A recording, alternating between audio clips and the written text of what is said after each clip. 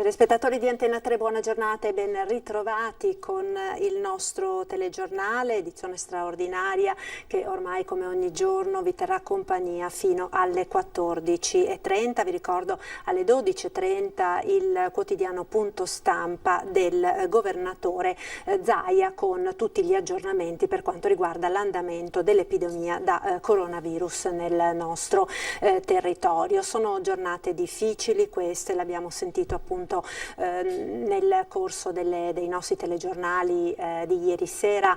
I contagi sono in forte crescita e nonostante il Veneto sia stato collocato nel nuovo DPCM in fascia gialla, il rischio di scivolare nelle fasce successive è dietro l'angolo, l'ha detto il Presidente della Regione ieri, appellandosi appunto al senso di responsabilità di tutti i cittadini, perché in questo momento dipende molto anche dal comportamento di tutti noi. Per fare un po' il punto di quella che è la situazione negli ospedali del Veneto, abbiamo in collegamento il direttore generale dell'ULSS 4 del Veneto Orientale, Carlo Bramezza. Buongiorno direttore, buongiorno. Grazie per essere con noi.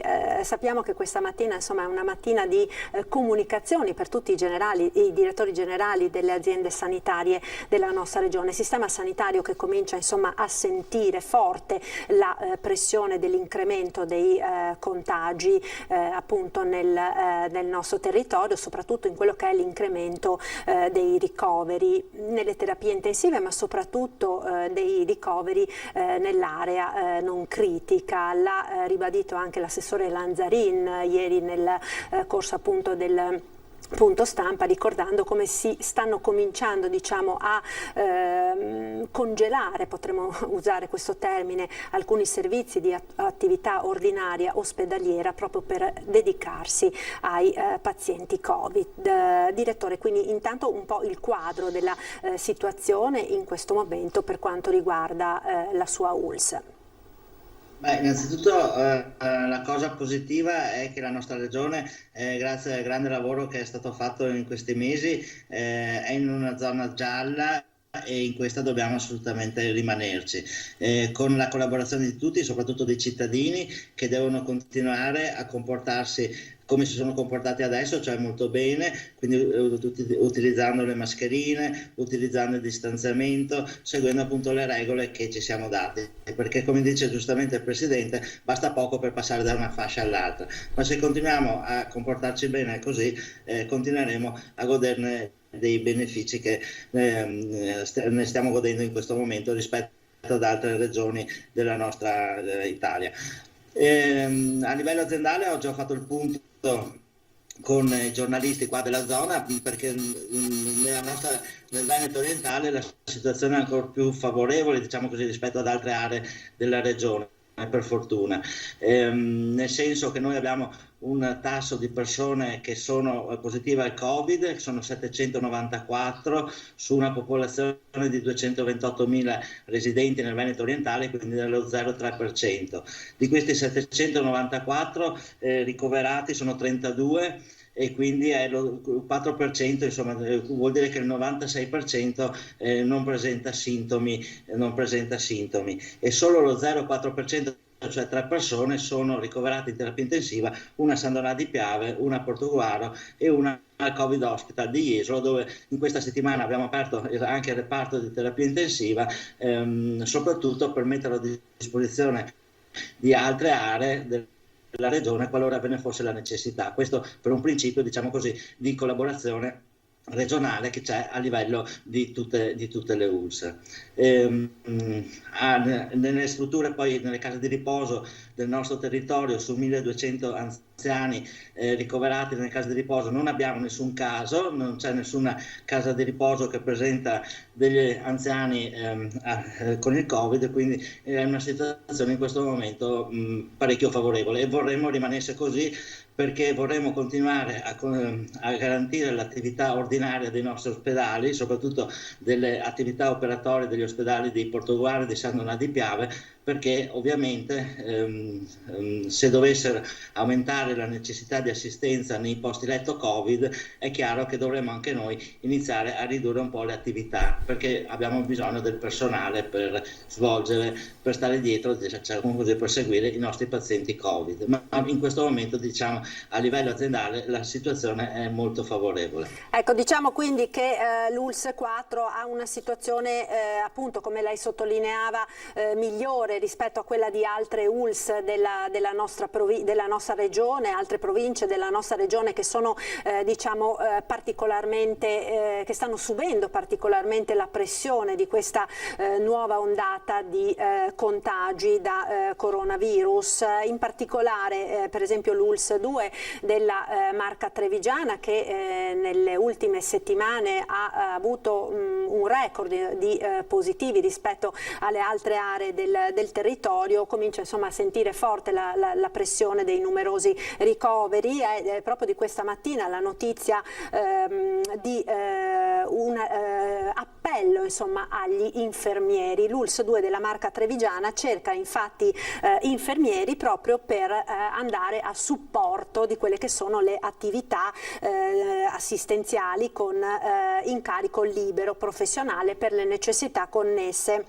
all'emergenza Covid. Proprio per questo è stato pubblicato ieri un avviso sul sito dell'ULSS con appunto la formazione e anche l'elenco al quale attingere. Per quanto riguarda la sua ULSS, dottor Bramezza, la situazione relativamente al personale com'è? Cominciate a sentire insomma la pressione o tutto sommato in questo momento diciamo il sistema ospedaliero regge ancora bene?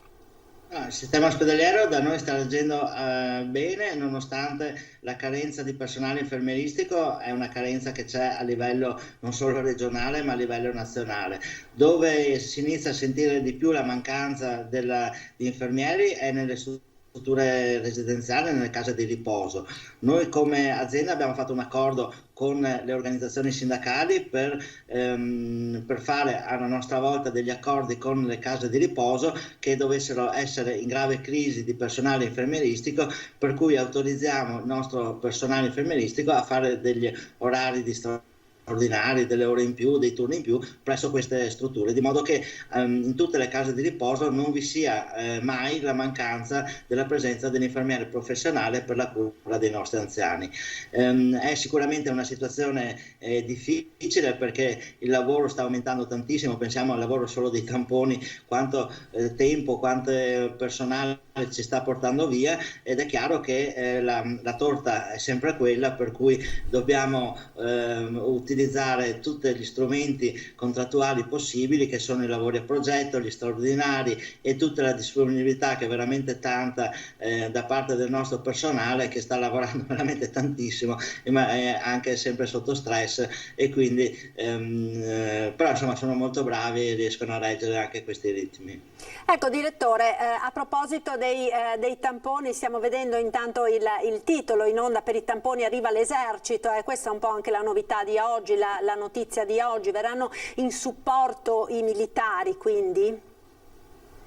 Sì, è una ottima collaborazione con l'esercito, che in ogni ULSS ha messo a disposizione un medico e degli infermieri che daranno una mano ai nostri operatori nel fare i tamponi. Da noi inizieranno domani mattina al punto prelievi di San Donà di Piave, che è l'H24 della nostra azienda, dove quindi si possono fare i tamponi ad accesso libero nelle 24 ore, e oltre ai nostri operatori vi sarà una squadra appunto con un medico e degli infermieri dell'esercito, vengono da una caserma di Portogruaro e hanno dato la loro collaborazione, e quindi insomma avremo un aiuto in più, perché la richiesta di fare tamponi, per fortuna adesso abbiamo i tamponi rapidi che accelerano molto il processo, è però sempre in aumento, e quindi giustamente la popolazione vuole fare il tampone, avere subito il risultato e possibilmente non fare coda.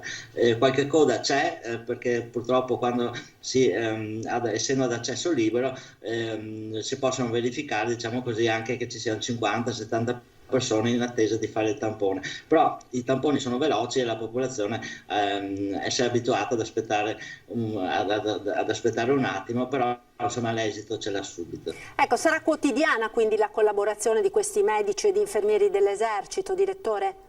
Sì, sì, sarà quotidiana, tutti i giorni, faranno un orario loro diurno e poi con il nostro personale continuiamo nell'orario nell'H24, ma comunque è un aiuto molto importante e anche la dimostrazione che in questi momenti difficili la collaborazione tra istituzioni a tutti i livelli rende più agevole il lavoro di tutti. Ecco, per quanto riguarda il Covid Hospital di Jesolo, è stato il primo, diciamo, ad aprire nel Veneto, ma appunto come lei ci diceva, fortunatamente insomma, l'occupazione dei posti letto in questo momento è tutto sommato contenuta, no? Sì, noi abbiamo aperto il Covid Hospital soprattutto per i reparti di malattie infettive, cioè i reparti della medicina, della riabilitazione cardiologica e poi della medicina fisica riabilitativa si sono trasformati in posti letto per malattie infettive, quindi con tutti gli accorgimenti, con il personale già preparato, avendo fatto l'esperienza della precedente tornata, con i medici già pronti e quindi lì abbiamo la maggior parte dei ricoveri in area, diciamo, chiamiamola in area medica, cioè come malattie infettive nella nostra azienda. Sono circa ad oggi mi sembra 28 ricoverati. Poi abbiamo fatto un accordo con la casa di cura Rizzola di San Donato di Piave che ha messo a disposizione 25 posti letto per il Covid, hanno iniziato ad ospitare da ieri i primi tre cittadini con il Covid provenienti dal pronto soccorso di Jesolo. Abbiamo fatto poi una collaborazione con la casa di riposo di Jesolo dove mandiamo i pazienti che escono dall'ospedale di Jesolo ma che sono ancora positivi ma sono stabilizzati e quindi hanno bisogno ancora di qualche giorno in ospedale oppure che si sono negativizzati ma non sono ancora pronti per tornare a casa a essere riaccolti nelle proprie famiglie. Stiamo poi concludendo un accordo con la casa di riposo di Cinto Caomaggiore per fare la stessa cosa per gli abitanti, diciamo così, della zona del Portoguarese. Quindi come numero di posti letto a disposizione noi ne abbiamo ancora molti, per fortuna. Stiamo facendo anche un lavoro grande a domicilio, cioè cerchiamo il più possibile di curare i malati Covid a casa loro. E questo nel momento in cui il pronto soccorso li dimette già con delle terapie, vengono presi in carico dal medico di medicina generale, dai nostri medici delle USCA, che sono 18 in questo momento, e dai nostri servizi territoriali degli infermieri a domicilio, l'assistenza a domicilio integrata. Stanno lavorando questo molto bene, questo permette al paziente Covid non grave di fare, diciamo così, la degenza a casa sua, che è la cosa migliore, senza dover appunto entrare in ospedale e di essere seguito comunque durante tutto il percorso di cura fino alla negativa, affinché viene fatto il tampone in cui viene dichiarato negativo. Certo, infatti abbiamo visto come proprio questo fatto della territorialità, no, dell'assistenza territoriale debba essere il grande punto di forza dell'assistenza sanitaria in questo momento, proprio per evitare di sovraccarichi di lavoro quelle che sono gli ospedali.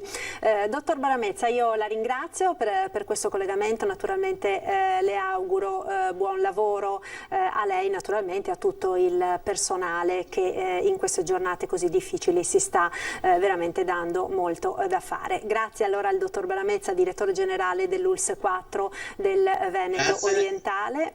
E se mi permette un ringraziamento a tutti i dipendenti dell'azienda perché stanno veramente lavorando tantissimo in questi giorni e lo stanno facendo non solo per senso del dovere ma anche proprio per grande spirito di vicinanza alla popolazione. E voglio fare anche complimenti alla popolazione del Veneto orientale perché si sta comportando bene e ci permette di tenere questi tassi, diciamo così, di ospedalizzazione molto bassi.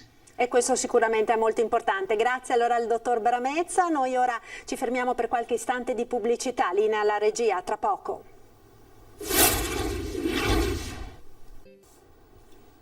Eccoci nuovamente in diretta con il telegiornale di Antenna 3. Continuiamo a parlare dell'andamento dell'epidemia da coronavirus nel nostro territorio. Abbiamo in collegamento il dottor Sandro Cinquetti, direttore del Dipartimento Prevenzione dell'ULSS 1 Dolomiti. Buongiorno, buongiorno dottore, grazie per essere con noi. Allora, il punto della situazione nel bellunese. Abbiamo visto dai dati di ieri sera 174 positivi. Il record storico per quanto riguarda la provincia di Belluno.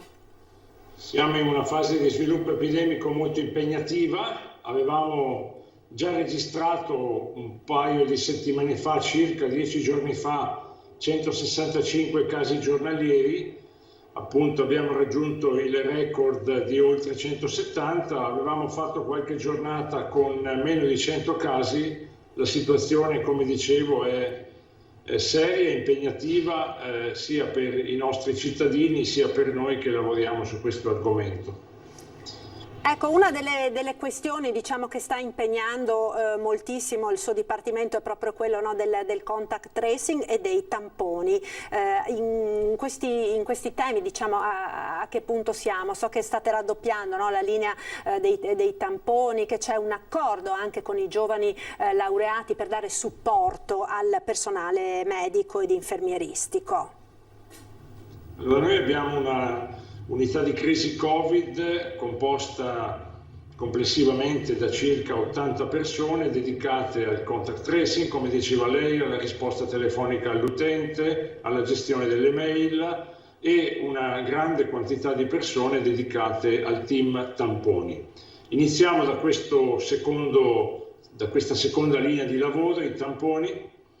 Il Dipartimento di Prevenzione gestisce 5 Covid Point dove vengono somministrati i tamponi, un Covid Point H24 diviso su 2 sedi a Sagrogna, quindi nella periferia della città di Belluno, che funziona dalle 7 del mattino alle 7 di sera, e un Covid Point che funziona per l'intera notte dalle 19 alle 7 all'ospedale San Martino, che i nostri cittadini stanno vedendo adesso sullo schermo.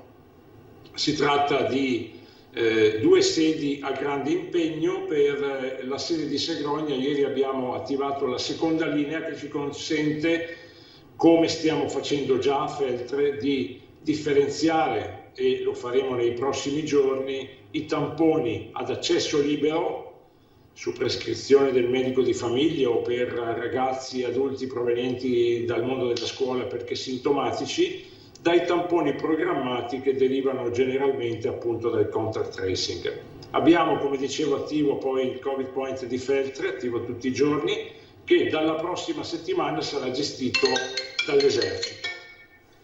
Abbiamo poi 2 altri Covid Point nella zona alta, nelle terre alte, a Tai di Cadore, attivo praticamente tutti i giorni. Ricordo che l'area Comelico, Cadore, Ampezzano è l'area più impegnata dal punto di vista dello sviluppo dell'epidemia Covid, e da ultimo il Covid Point di Agordo, che è attivo 3 giorni alla settimana. È un grande impegno con squadre dedicate composte da infermieri e da medici che eseguono questa attività.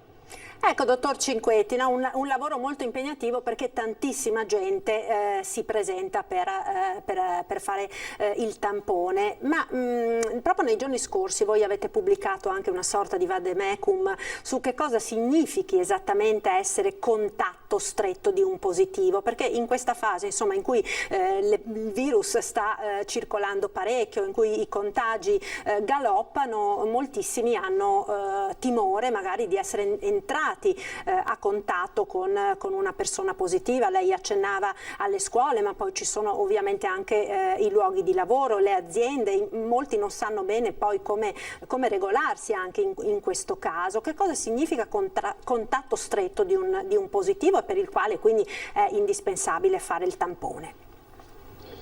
La domanda è molto importante. Mi permetto di proporre di andare un po' per gradi. l'evidenza di un soggetto positivo al soggetto positivo è chiara, perché arriva un referto di positività. Questa persona può essere asintomatica, paucisintomatica o con sintomatologia importante. Chiaramente quest'ultima persona può essere diagnosticata in ospedale piuttosto che direttamente in pronto soccorso. Il paucisintomatico o l'asintomatico viene di solito diagnosticato su prescrizione del medico di famiglia o perché appunto deriva dal contact tracing. Al positivo viene chiesto di elencare le persone con le quali è venuto in contatto stretto. Noi lo chiediamo al positivo perché non conosciamo queste persone e di regola il positivo ci fa un elenco di persone, ci propone un elenco di persone che lui stesso contatta e che successivamente noi contattiamo con la fatica che ne deriva, perché attorno ad ogni soggetto positivo parliamo di 5-6 contatti stretti. Alcuni soggetti positivi ci indicano 10, 15, 20 contatti stretti. In una classe, per esempio, di asilo, per definizione, tutti i bambini sono contatti stretti. Cosa significa essere contatto stretto? Aver intrattenuto con questa persona almeno 15 minuti di colloquio senza mascherina, per esempio aver mangiato insieme, o aver avuto dei contatti diretti, stretta di mano, abbraccio, bacio. La mascherina nel colloquio è molto utile. Quando due persone parlano tra di loro con l'uso della mascherina, quindi mascherina a mascherina, il contatto immediatamente viene declassato a non stretto e questo lascia in qualche modo più tranquilli noi perché riduciamo il carico di lavoro della presa in carico dei contatti, ma anche il contatto che presume di essere stretto sta più tranquillo perché stretto non è. Ecco, per quanto riguarda invece i familiari della persona a contatto stretto di un positivo, in questi casi come si procede? Penso per esempio alle scuole, no? I genitori magari di un bimbo che ha un contatto stretto positivo, la maestra piuttosto che il compagno di classe e la stessa cosa magari nei luoghi di lavoro. La domanda, anche questa, è molto importante. Qui parliamo dei contatti di contatti. Quindi c'è un positivo, attorno a lui ci sono dei contatti stretti. Ognuno di questi contatti stretti è familiare o collega di lavoro di altre persone. Queste persone nella prima fase dell'indagine non ci interessano perché sono contatti di contatto. Se il contatto stretto del positivo, a sua volta tamponato, viene riconosciuto positivo, i contatti di contatto diventano contatti stretti del nuovo positivo. Però appunto nella prima fase di indagine c'è il positivo, ci sono quei 4-5 suoi contatti stretti, i contatti di questi contatti si chiamano contatti di contatto e non sono di interesse epidemiologico. Quindi non devono fare il tampone, devono osservare qualche particolare accortezza, come devono comportarsi queste persone? Non devono fare nulla se non stare attenti a qual è lo sviluppo del tampone del loro familiare piuttosto che amico. Quindi nel frattempo possono continuare a fare la vita di sempre. Esattamente, faccio un esempio molto banale. Se io oggi risultassi positivo, mia moglie ovviamente è contatto stretto. L'amica di mia moglie, con la quale beve il caffè, è contatto di contatto. Per l'amica di mia moglie non c'è nessun provvedimento e nessuna avvertenza in una prima fase da mettere in campo.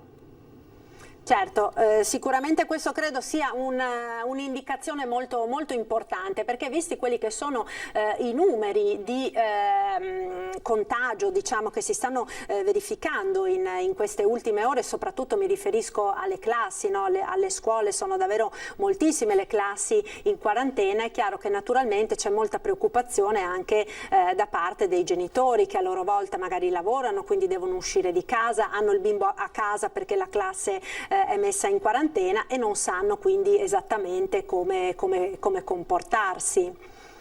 È chiaro che la preoccupazione in una fase come questa è, tra virgolette, legittima e la vediamo in tutti, ce l'abbiamo noi stessi la preoccupazione. Però bisogna, in fenomeni grandi come questi fenomeni pandemici, andare per gradi, andare per ordine e fare ciò che c'è da fare fare e non fare ciò che non c'è da fare, altrimenti si crea una grande confusione con accessi disordinati al tampone e queste cose affaticano le strutture, affaticano le persone senza grandi risultati. C'è modo e tempo per fare tutto ciò che c'è da fare nei modi e nei tempi dovuti.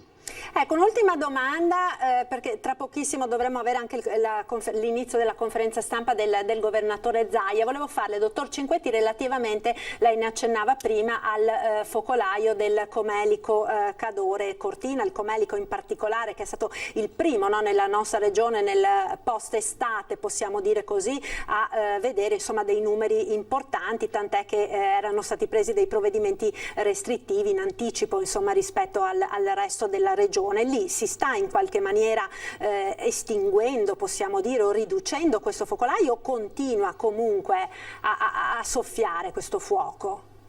Il focolaio è ancora attivo. Avevamo adottato questi provvedimenti restrittivi d'intesa con la regione, con i sindaci e con il prefetto. Erano provvedimenti che avevano una finalità anche pedagogica, cioè dire ai cittadini di quel territorio che non erano sottoposti a restrizioni di carattere nazionale: state attenti che questo è un territorio in questo momento molto impegnato. Mi auguro che questa seconda fase di provvedimenti restrittivi di carattere nazionale aumenti questa consapevolezza, perché abbiamo l'evidenza che il focolaio non tende a spegnersi e in qualche modo ha giornate che sembrano andare verso il meglio, ma ha altre giornate che rimangono impegnative. Quindi evidentemente i contatti sociali, la vita è ancora attiva, specialmente in contesti familiari o amicali, o nel mondo della scuola o nel mondo dello sport. I provvedimenti nazionali, come dicevo, sono destinati, ci auguriamo, a determinare un contenimento epidemico. Ecco, quindi questo sicuramente evidenzia anche quanto importante sia proprio il comportamento individuale, no, delle persone, perché ormai insomma nel Comelico cos'è passato un mesetto, direi, da quando sono stati adottati questi provvedimenti, per cui è evidente insomma che se le persone non cominciano proprio a come si può dire, a autoregolamentarsi in quelli che sono i rapporti sociali, difficilmente insomma ne usciremo fuori da queste situazioni. Sì, queste situazioni molto complesse che non riguardano Belluno, Treviso o Padova, riguardano il mondo. Queste situazioni complesse richiedono un grande impegno da parte delle istituzioni e mi pare che pure con qualche difficoltà lo stiamo mettendo in campo, ma richiedono un impegno diretto da parte di ciascun cittadino, specialmente di coloro che hanno ruoli sociali importanti, gli operatori sanitari, i genitori, gli insegnanti. Sono persone il cui comportamento ha un ruolo, perché copiato da chi è loro affidato, di grande importanza. Quindi insomma il buon esempio comunque continua, no, a rimanere fondamentale. Questo credo sia molto importante perché molto spesso chi ha anche, penso anche al mondo della comunicazione, al mondo sanitario come il vostro, abbia una funzione anche proprio come dire, educativa nei confronti delle persone, no? A maggior ragione in un momento così difficile come questo. Ecco, sta per iniziare la conferenza, dottor Cinquetti, io la devo salutare, la ringrazio moltissimo per il suo contributo, buona giornata naturalmente e buon lavoro, saluti. Grazie a lei dottoressa, buongiorno a tutti e agli ascoltatori. Grazie, allora noi andiamo a Marghera, ci colleghiamo quindi con la dottoressa Russo, che è, ripeto, il capo della prevenzione della Regione Veneto, è colei che fa tutti i piani pandemici, che è esperta in epidemiologia eccetera, vi darà poi la versione autentica di com'è andata la vicenda dei dati, anche per uscire da sta roba che dire che il Veneto non dà i dati, che non esiste che il Veneto non dia i dati. Comunque poi ve ne parla la dottoressa Russo, perché è giusto che sia trattato da un tecnico super partes. Ecco, approfittiamone poi, visto che considerato che la massima esperta, la dottoressa Russo avrà modo anche di spiegarvi bene la ratio di quel famoso documento approvato in Stato-Regioni che prevedeva già le aree, no? Rossa, gialla, arancione, ma anche la ratio per cui è stato fatto, che era una ratio di supporto, non per identificare proprio di fatto delle aree con dei calcoli matematici, ma non è oggetto di, come si vede, di polemica, ma volontà di dare informazioni ai cittadini per il vostro tramite. Tengo sulla mascherina, ragazzi, perché penso che sia un segnale da dare da oggi, anche perché da oggi col DPCM i bimbi alle scuole elementari fino alla prima media, perché della seconda media poi sapete che c'è nelle zone gialle c'è no scusate, da noi c'è solo per le superiori, però i ragazzi a scuola, quelli che continuano ad andare a scuola, hanno l'obbligo di portare la mascherina in virtù del DPCM, e quindi penso che un fatto di equità sia bene anche dare anche questo segnale. Allora, i tamponi sono 2.417.660, abbiamo fatto 20.000, e se vi interessa nelle ultime 24 ore abbiamo fatto 20.005 tamponi molecolari, a questi si aggiungono tutti gli altri. Il numero dei positivi da inizio tragedia è di 72.092, sono esattamente 3.297 in più nelle ultime 24 ore. Anche qui voi lo capite da soli che se il 21 marzo con 2.170 tamponi avevamo 400 contagiati, oggi che ne facciamo oltre 30.000 vuol dire che quei 412, se fossero 20.000, sarebbero 20.000 tamponi, sarebbero 4.000 positivi. Siccome sono altri 10.000 in più, sono sostanzialmente il rapporto, ve la dico breve, il rapporto, se i tamponi che facciamo oggi li avessimo fatti il 21 marzo avremmo 6.000 contagiati e non 3.296. Ve lo dico perché a guardare i numeri puri poi si fanno degli errori, perché se voi guardate le curve dei positivi vedete marzo e poi vedete oggi, sì, ma qui ci sono esattamente 2.170 tamponi e di qua ci sono 30.000 tamponi, vuol dire che cambia il mondo. Quindi il rapporto su marzo è sostanzialmente della metà di contagiati sul tampone. Se qualcuno vi chiede ma allora cosa vuol dire? Vuol dire che a parità di tamponi in questo momento troviamo metà contagiati. Questo è un dato matematico. Non sto sminuendo niente, però leggere, cioè, lo vedo anche, magari capita a qualche vostro collega che viene da fuori a livello internazionale e mi dice mai visti tanti contagiati così? Io rispondo, ne abbiamo visti di più a marzo. Ma come, ne avevate 400? Sì, ma facciamo 2.000 tamponi e adesso ne facciamo 30.000. Quindi il rapporto è del fatto che oggi sui tamponi troviamo metà contagiati, metà positivi rispetto a marzo, positivi non contagiati, usiamo il termine giusto. Oggi quanti positivi abbiamo presenti sul territorio di questi 72.000? 43.937, non guardate il numero sotto, guarda, facciamo così, perché è il numero dei positivi, però questo è dare e avere, eccolo qua, 43.937 sono i positivi di oggi. In isolamento, in virtù di questi positivi che abbiamo oggi, abbiamo 17.972 persone.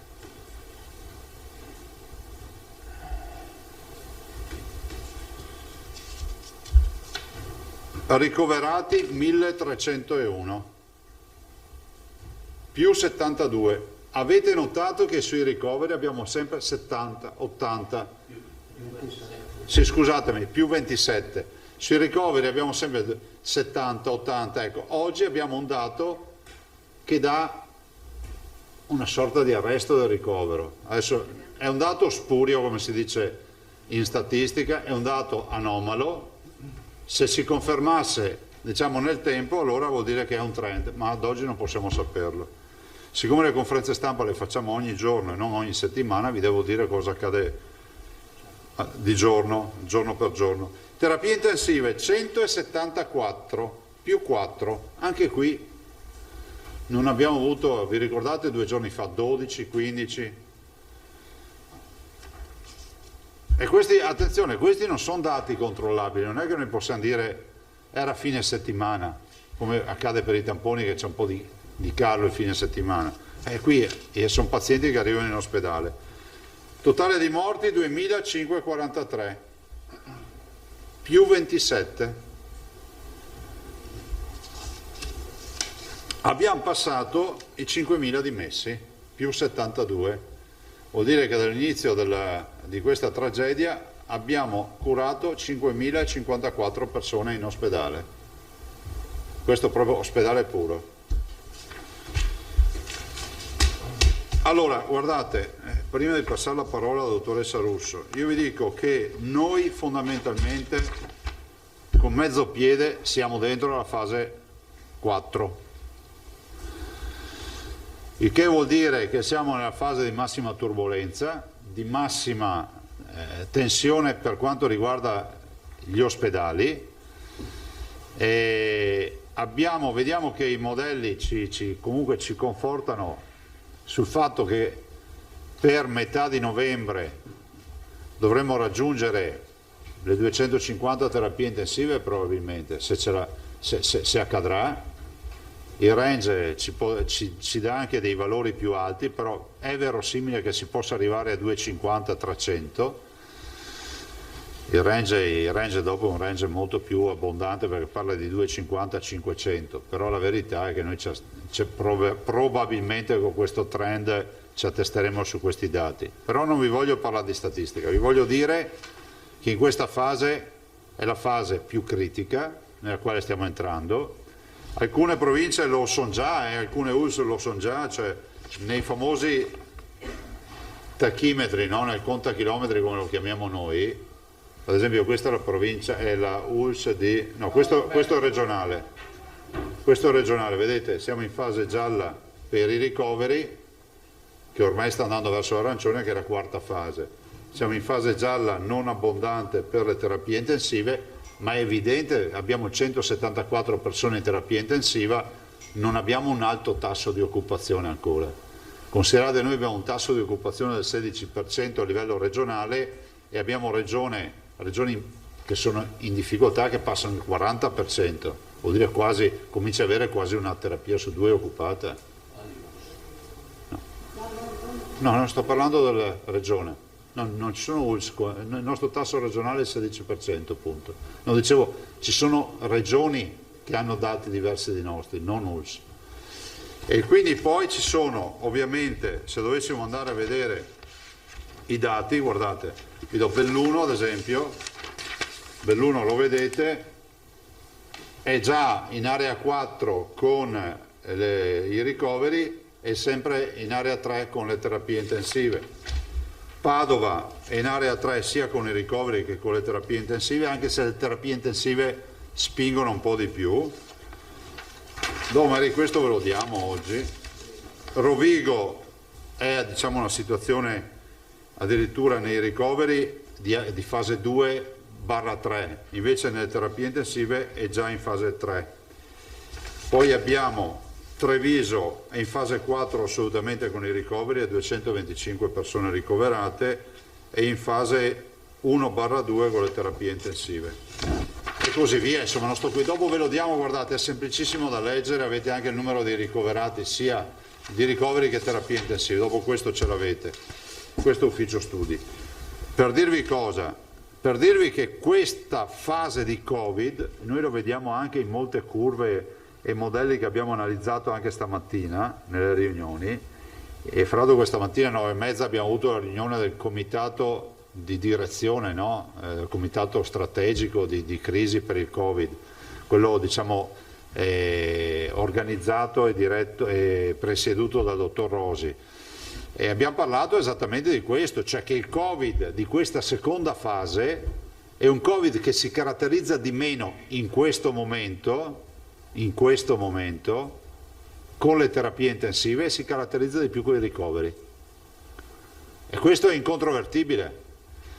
È un Covid che ci dice che infetta molto i giovani come classi di età, cioè noi abbiamo la massa di positivi, ce l'abbiamo tra i giovani, e la massa di ricoveri ce l'abbiamo tra gli anziani, i 70-75 anni.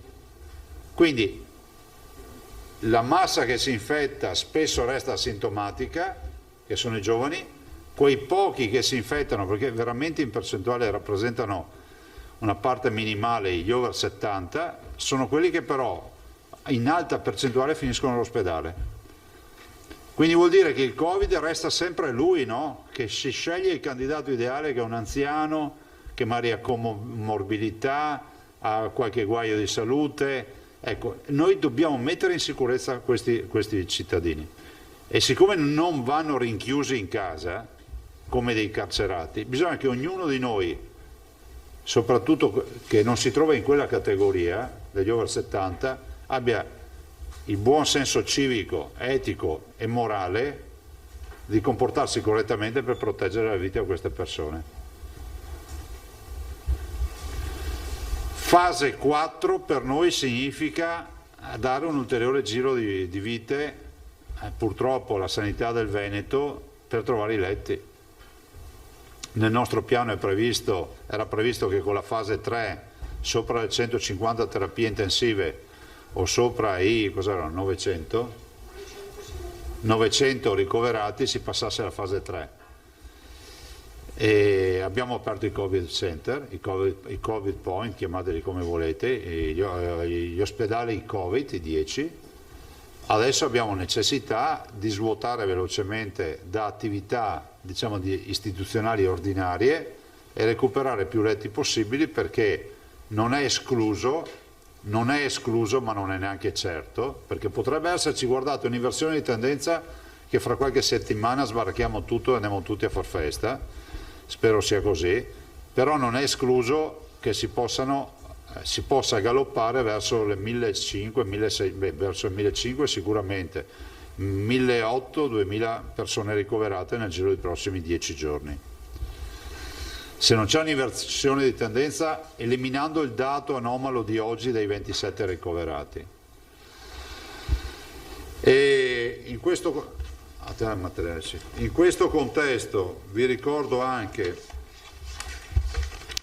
che nella riunione di oggi che abbiamo fatto, presenti gli assessori, abbiamo parlato approfonditamente di alcune scelte che dovremmo fare.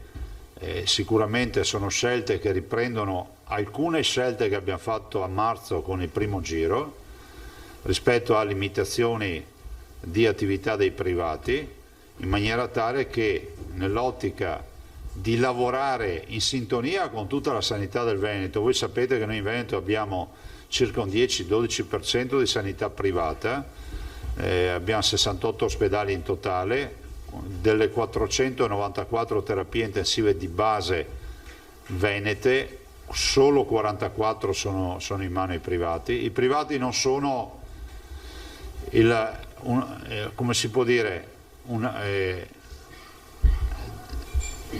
una controparte, fanno assolutamente parte del sistema sanitario del Veneto e ringraziamo per la collaborazione che ci hanno sempre dato. Però, come abbiamo fatto a marzo, dovremmo chiedere a loro di garantire alcune prestazioni, perché dei Covid vogliamo occuparcene noi principalmente, ma anche di restringere su altri fronti, perché abbiamo bisogno ovviamente di operatori e di spazi. E del resto ne viene fuori sempre di più la caratteristica di questo Covid, no? Lo diciamo quelli che poi scrivono, minacciano, fanno di tutto, che il vero tema è l'emergenza ospedaliera, perché se uno guarda fuori, vede il sole e non vede nessun problema, se invece di guardare fuori e vedere il sole guarda dentro in un ospedale e si fa un giro, capisce che il mondo cambia in queste ore, nel senso che noi siamo in grossa difficoltà e siccome non vogliamo ricoverare i pazienti nei lettini lungo i corridoi, cerchiamo per quanto possibile fino all'ultimo di garantire un letto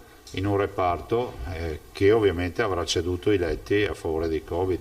Sto parlando delle medicine, sto parlando di molti reparti che dovranno comunque pian piano cedere letti, perché questi sono pazienti che se non sono ricoverati muoiono, nel senso che hanno bisogno di cure intensive, non sempre di terapie intensive, ma nel momento in cui tu vai in ospedale vuol dire che a casa non sei in grado di far fronte alla tua patologia. E quindi il tema della, diciamo, adesso brutto termine dire muoiono, cioè mettono a repentaglio la loro vita, seriamente a repentaglio la loro vita, dopodiché la fortuna ci vuole sempre, però senza ospedale è difficile che uno ne venga fuori, o quantomeno se ne vengono fuori rischiano di restare gravemente segnati per tutta la vita. Pensate all'insufficienza respiratoria, tanto per dirne una. Se avete domande, se no passo la parola alla dottoressa Russo. Ah sì, no, scusate, volevo dare un'informazione e li ringrazio veramente di cuore.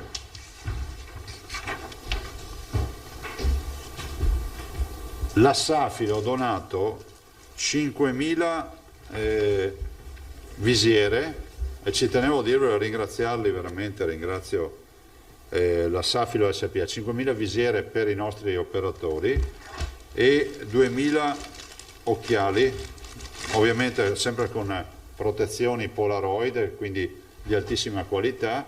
Li ringrazio, sono 5.000 visiere e 2.000 occhiali che manderemo ovviamente ai nostri operatori negli ospedali, soprattutto ovviamente a quelli in prima linea che lavorano o potenzialmente potrebbero avere di fronte un paziente positivo. Quindi grazie a Safilo SPA per questa donazione.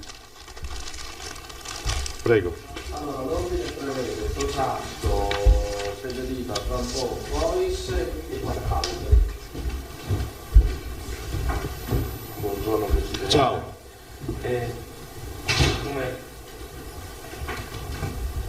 Il quarto livello della sanità veneta è quello arancione. Sì. Però, anche qui per non ingenerare equivoci, conclusioni, per fare chiarezza, su scala nazionale lei sa bene che l'arancione corrisponde invece al... Non c'è niente. Ecco, allora, l'arancione diciamo veneto verso il quale ci stiamo avviando potrebbe preludere anche a un salto di qualità dal giallo in cui versa il Veneto. No, guardate, lo incominciamo a non farlo. Lo dico perché la gente sente arancione da una parte, arancione dall'altra. Premesso che io non ho parlato di colori, quindi sto concetto lo stai introducendo te, abbiamo detto siamo nella fase 4, quindi chiamiamo la fase 4 e la chiudiamo lì, non c'entra niente con i colori del governo. Che poi noi anticipatamente, prima che il governo neanche pensasse a queste robe, abbiamo messo i colori e abbiamo fatto anche il cromatico per vedere. Noi stiamo entrando nella fase 4, che non prevede restrizioni se non quelle ospedaliere, tanto è vero che le nostre 4 fasi sono solo riferite al tema ospedaliero, non prevedono restrizioni sociali, sono solo un tema organizzativo e un ordine mentale che noi ci diamo, no? Come in qualsiasi azienda, arrivati a certi limiti bisogna passare, punto. Non è assolutamente collegata col tema delle zone del governo, perché potremmo essere anche alla fase 5, ma il governo non valuta il fatto che tu hai l'ospedale pieno di pazienti o altro, perché se li curi bene, se hai il controllo della situazione eccetera, può essere anche in fase gialla o verde, cioè non c'entra niente. Ecco, non abbiniamo, hai fatto bene a fare questa domanda, non abbiniamo le due cose. Come anche nella simbologia poi dei giornali. No, però ecco, la preghiera che vi faccio, chiamiamo le fasi, quindi per noi la fase 4, ospedaliera. Ecco, a proposito di ospedali, mi è sfuggito un passaggio. Il contributo della sanità privata, per quello che potrà contribuire, sì, è un contributo minoritario perché non è che incida tantissimo, ma in cosa si concreterà sostanzialmente? Ad esempio sul tema che se ci sono delle professionalità utili pensate, a noi saranno anestesisti, tanto per dire, no? Abbiamo un grosso tema che è quello dei pneumologi, il tema di ricalibrare l'offerta ospedaliera in maniera tale che si possano concatenare le nostre esigenze del paziente Covid con quello dell'erogare ancora dei servizi minimali agli altri pazienti, ma insomma è una cosa che abbiamo già affrontato già l'altra volta. Ripeto, la sanità per noi privata è una delle colonne portanti, non abbiamo mai aumentato la quota, abbiamo sempre avuto un ottimo rapporto e sanno che in momenti di difficoltà, tanto per dirvi, la sanità privata ci sta dando 2 Covid center che sono Villa Salus e San Camillo.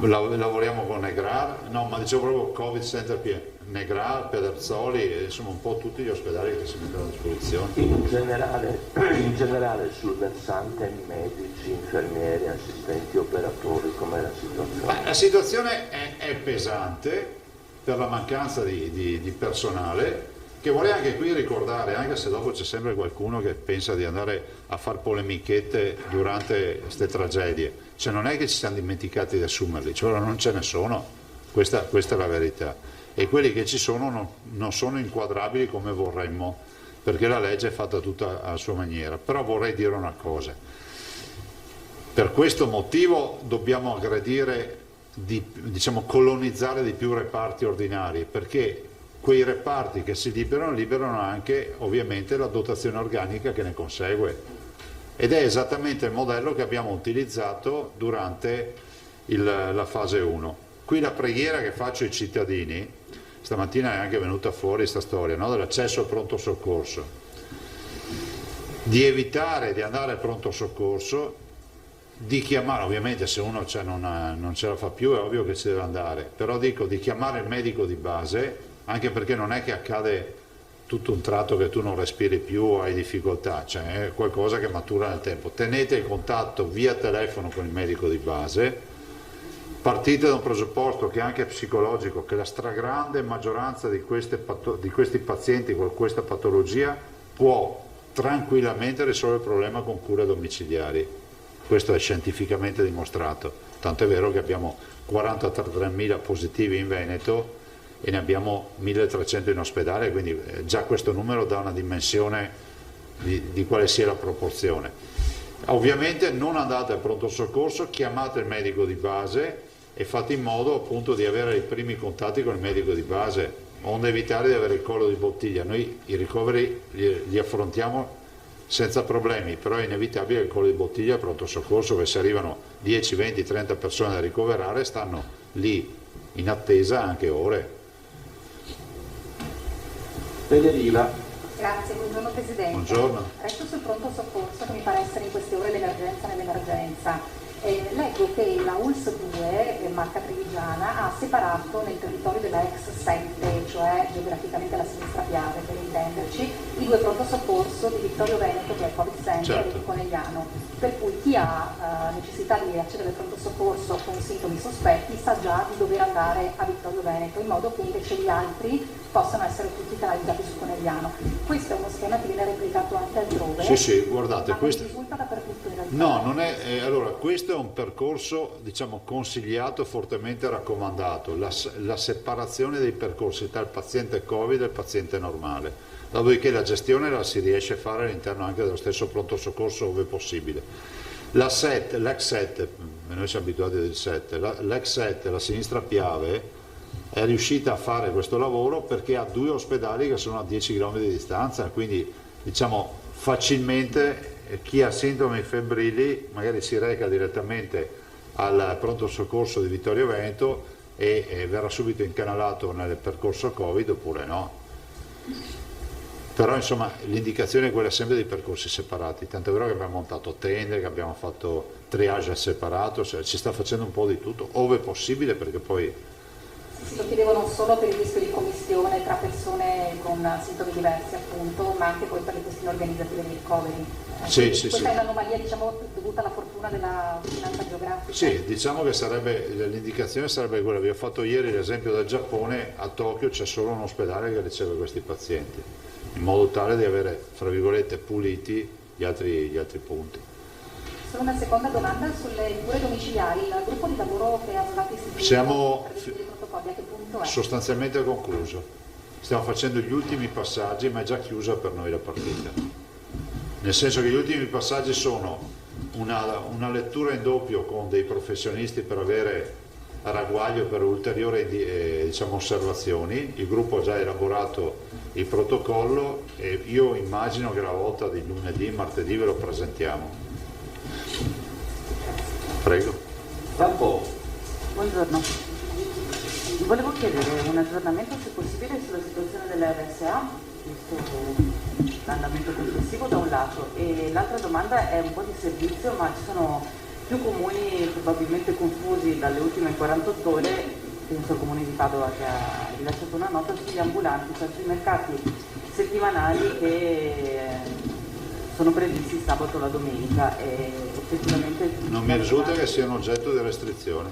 Nemmeno a noi, però pare che ci sia un po' di confusione, quindi chiariamo, non ci sono... Solo i centri commerciali chiusi sabato e domenica. Okay. Ovvio è che il sindaco ha facoltà ed è auspicabile che regolamenti ogni forma di assembramento, nel senso che il DPCM dice comunque che le piazze non è che possono essere gremite, perché siccome è tutto chiuso si va tutto in piazza.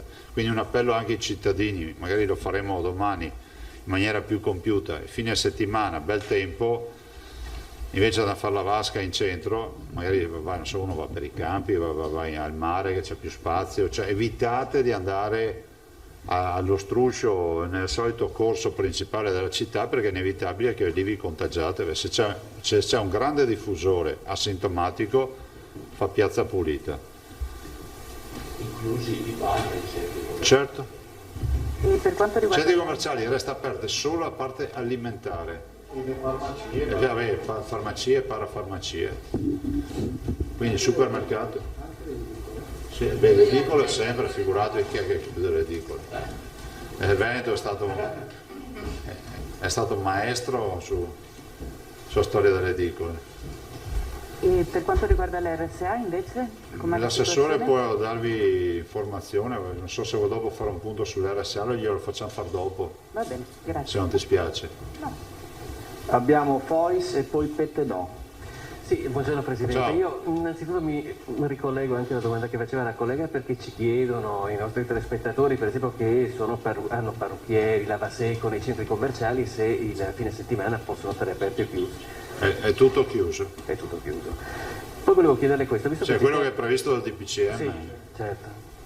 Visto che ci stiamo avvicinando al picco della seconda ondata di coronavirus, se il Veneto ha preso in considerazione l'ipotesi, se dovessero peggiorare le cose in ambiti molto circoscritti, territoriali, di fare delle zone rosse, per esempio dalla redazione di Vicenza me lo chiedono perché l'Ovest Vicentino è particolarmente in difficoltà. Ma sai, questa è una domanda ricorrente in queste ore, io non ho ben capito se è perché è la voglia di ravanare su questo aspetto del DPCM, oppure il Veneto farà le scelte di sanità pubblica che servono, le abbiamo fatte in tempi non sospetti, senza DPCM per il Comelico, questo è un esempio, mi sembra un mese e mezzo fa. Continueremo a farle se servirà, ma al momento non abbiamo nessun progetto di fare micro lockdown o micro coprifuoco. E voi sapete che da stasera il coprifuoco, ricordiamolo ai cittadini, è alle ore 22, quindi dalle 22 in poi chi è fuori casa deve avere un motivo valido, che è quello lavorativo, di salute o qualche altro motivo inderogabile, ma di certo esiste anche questa volta l'autocertificazione, che sarebbe un'autodichiarazione della verità più che un'autocertificazione. Vabbè, un modulo che se non avete al seguito, la forza di polizia che vi ferma ha il modulo e vi dice di compilarlo, tutto qua. Quindi se andate a far cene sarebbe meglio di no, da casa di qualcuno, ecco, evitate di andarci, però alle 10 bisogna essere a casa. Come alle 7 non mi par massa. Un'ultima domanda, Presidente, sempre ai nostri telespettatori, che ci chiedono se ci sono alberghi messi a disposizione per le quarantene, nel caso a chi si devono rivolgere. Sì, le ULS si stanno attivando, voi sapete che avevamo fatto anche l'operazione con Federalberghi, quindi ovvio sì. Dopo cerchiamo anche di, come si può dire, noi Veneti siamo anche un po' come un alveare, non un formicaio, cioè facciamo sempre quell'azione di, poi alla fine il sistema risolve i problemi. Non possiamo pensare che poi si arrivi all'estremo che il pubblico risolve tutti i problemi, perché è impossibile, non perché non lo vogliamo fare. Perché vedo che ormai c'è un po' la tentazione, quando hai un positivo in casa, che sia il nonno sia il figlio, di cominciare a dire ma lo isoliamo da qualche parte, cioè, ho capito? No? E poi si valutano in situazioni soprattutto con problematiche sociali, questo sì, assolutamente sì. Ma guardate che molti ricoveri hanno comunque anche una componente sociale. Tanti ricoveri hanno una componente anche sociale, l'impossibilità delle cure, l'anziano. Pettenò e il nuovo Ferraglio. Presidente, poco fa il Ministro della Salute ha parlato alla Camera, ha riferito appunto, ha ribadito come si è arrivati alle scelte delle varie fasce, delle varie aree nelle varie regioni, dove però resistono ancora alcune resistenze e proteste. Ovviamente il Veneto è in quella fascia là.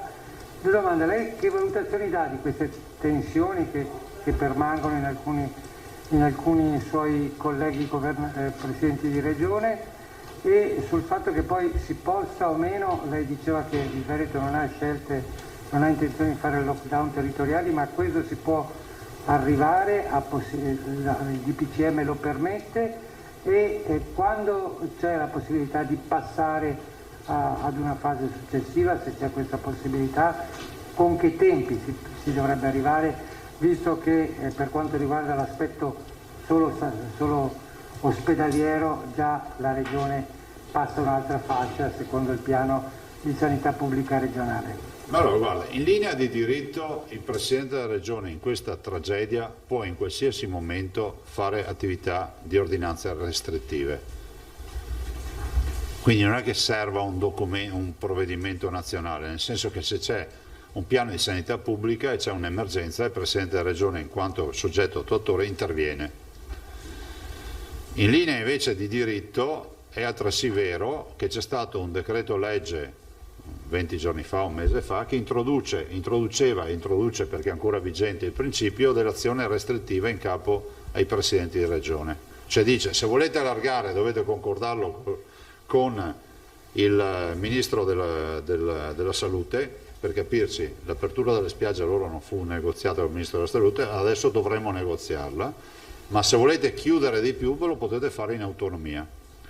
Quindi noi questa è una prerogativa che abbiamo, che non stiamo esercitando e al momento non abbiamo nessuna intenzione di esercitare. Non c'è, se c'è dibattito vuol dire che c'è problema di dialogo, e se c'è problema di dialogo la base fondante di questo problema di dialogo, dopo la dottoressa Russo che fa squisitamente il tecnico e non fa amministrazione, non fa politica, vi dirà le sue idee. Se non c'è dialogo è perché io penso che sia fondamentale ricordare che non esiste la formula magica, no? Il modello Bimbi, l'ho detto anche ieri alla riunione con i presidenti, no? Farò pubblicità al Bimbi, no? Sapete, il Bimbi butti dentro tutto e viene fuori la torta, il risotto fatto, dopo non so se accade proprio così, però mi dicono, sei esperto del Bimbi? Te? No, allora dicevo, non esiste questo. Allora inutile che facciamo finta di pensare che esiste una formula magica dove tu introduci i dati e ti viene fuori zona rossa, zona gialla, zona arancione. La verità è che la formula magica esiste, ma semplicemente per avere una base su cui discutere. Per questo motivo io nella riunione ufficiale ho chiesto che ci sia il contraddittorio con la singola regione. Allora, per noi è venuto via telefono, siamo sentiti col professor Brusaferro, sia io che in particolar modo la dottoressa Russo, e lì c'è stato un contraddittorio, ci siamo spiegati su alcune robe, però immagino che se si istituisse la volontà di avere un tavolo di contraddittorio veloce e dire, boh, guarda, la formula dice arancione, hai qualche altra osservazione? Sì, guarda, secondo me è giallo perché noi facciamo tanti tamponi rapidi e voi non ce li considerate, ci caricate tutti i positivi sui tamponi molecolari. Quindi la curva non è così, ma è così. Questa è una banalità, ma è realtà. Quindi questo è l'aspetto. Terzo aspetto, quando si passerà di fascia. Si passa di fascia solo se abbassiamo la guardia.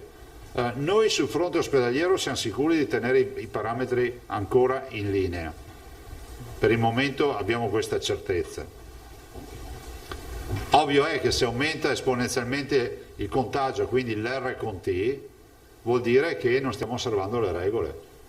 E guardate che anche ieri a noi hanno scritto un sacco di cittadini, anche stamattina, che vedono gente senza mascherina. Cioè io non so cosa farci, cioè o lo capiamo o non lo capiamo.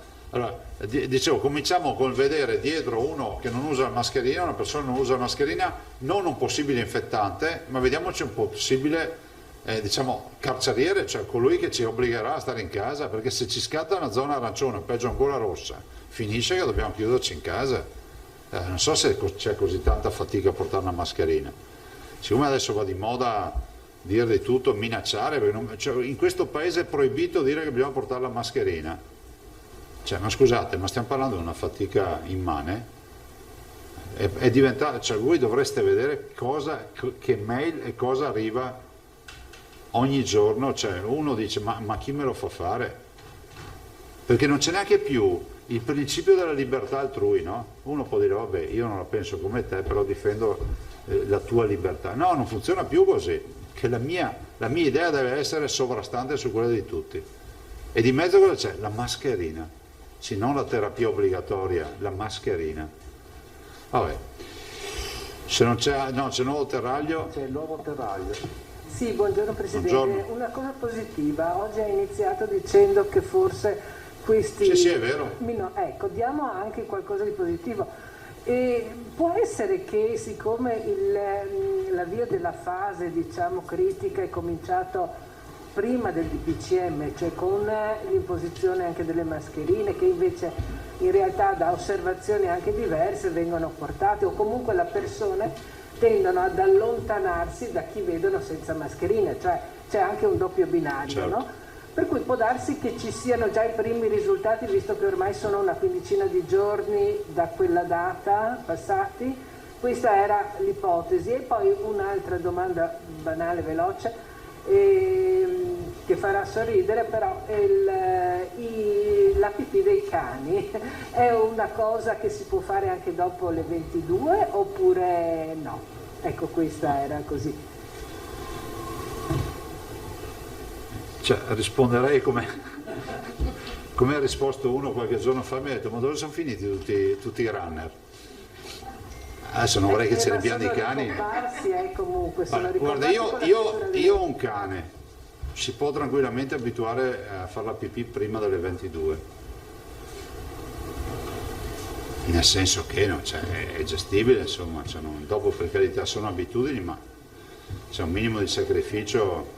Dopo è anche vero che vai nel giardinetto sotto casa, non è che vai a farti la passeggiata per tutto il centro. Però guardate, cioè, questa storia qua non deve essere una sfida, perché non è fatta la legge trovato l'inganno, qui ne va di mezzo la salute di tutti noi cittadini. Abbiamo passato i 2500 morti, che ne dica qualcuno che l'età media è alta, che avevano altre, ho capito, ma abbiamo 2500 morti che non avremmo avuto, o quantomeno sarebbero morti con più gradualità, con più diluizione nel tempo e per altri motivi. Il Covid comunque li ha azzoppati, cioè li ha atterrati in maniera sicuramente anticipata. Cerchiamo di fare questo sacrificio. E il dato positivo c'è, però guardate, avendo noi una conferenza stampa tutti i giorni, è ovvio che oggi abbiamo meno ricoveri, è la giornata dei meno ricoveri e delle meno terapie intensive, però può essere un dato anomalo. Dopodiché, se parli in positivo, diventi negazionista. Se parli in negativo, sei uomo delle multinazionali di Big Pharma, io non so più in che lingua parlare, allora dico l'obiettività e basta. Passerei la parola alla dottoressa Russo e poi all'assessore Lanzarini. Prego, dottoressa. La mettiamo al centro, grazie. Adesso? No, perché sennò non si sente bene. Adesso. Grazie Presidente, buongiorno a tutti. Allora il Presidente mi ha dato l'opportunità di spiegare un attimo, diciamo, il sistema della raccolta dati e del debito informativo che noi abbiamo nei confronti del Ministero della Salute e dell'Istituto Superiore di Sanità. Allora, intanto abbiamo giornalmente un debito informativo, quando dico abbiamo intendo tutte le regioni, nei confronti della Protezione Civile. Quindi ogni giorno noi mandiamo i dati che poi costituiscono i bollettini che ogni giorno vediamo al telegiornale. Quindi quanti casi, quanti ci sono stati, quanti tamponi sono stati fatti, quanti morti.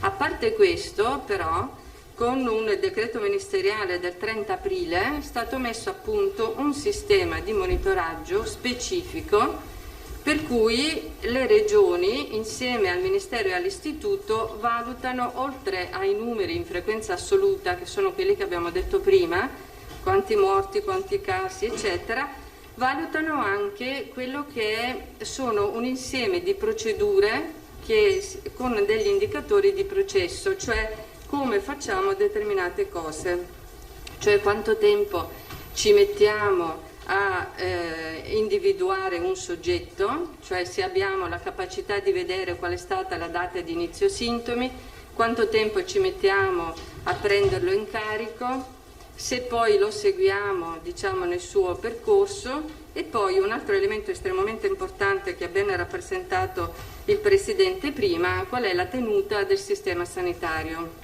non soltanto in termini di ospedale, di area critica e di area non critica, ma anche sul territorio.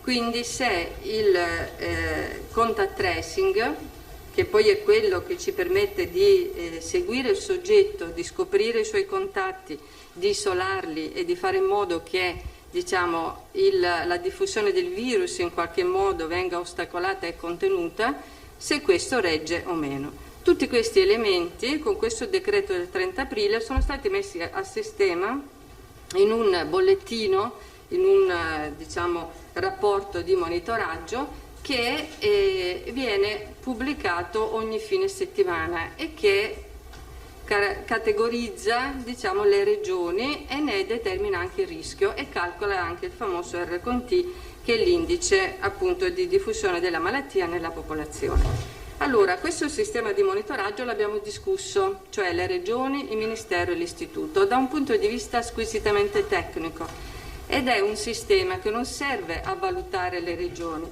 è nato per avere due obiettivi principali, che sono: uno, per dare la possibilità agli organismi centrali di vedere se le regioni sono organizzate, non di valutarle, ma di vedere come sono organizzate ed eventualmente di sostenerle, e poi di dare alla regione stessa la capacità di evidenziare se il sistema, diciamo, di monitoraggio dell'epidemia che ha messo in piedi è abbastanza come si può dire, è abbastanza performante, oppure se deve migliorare via via delle cose.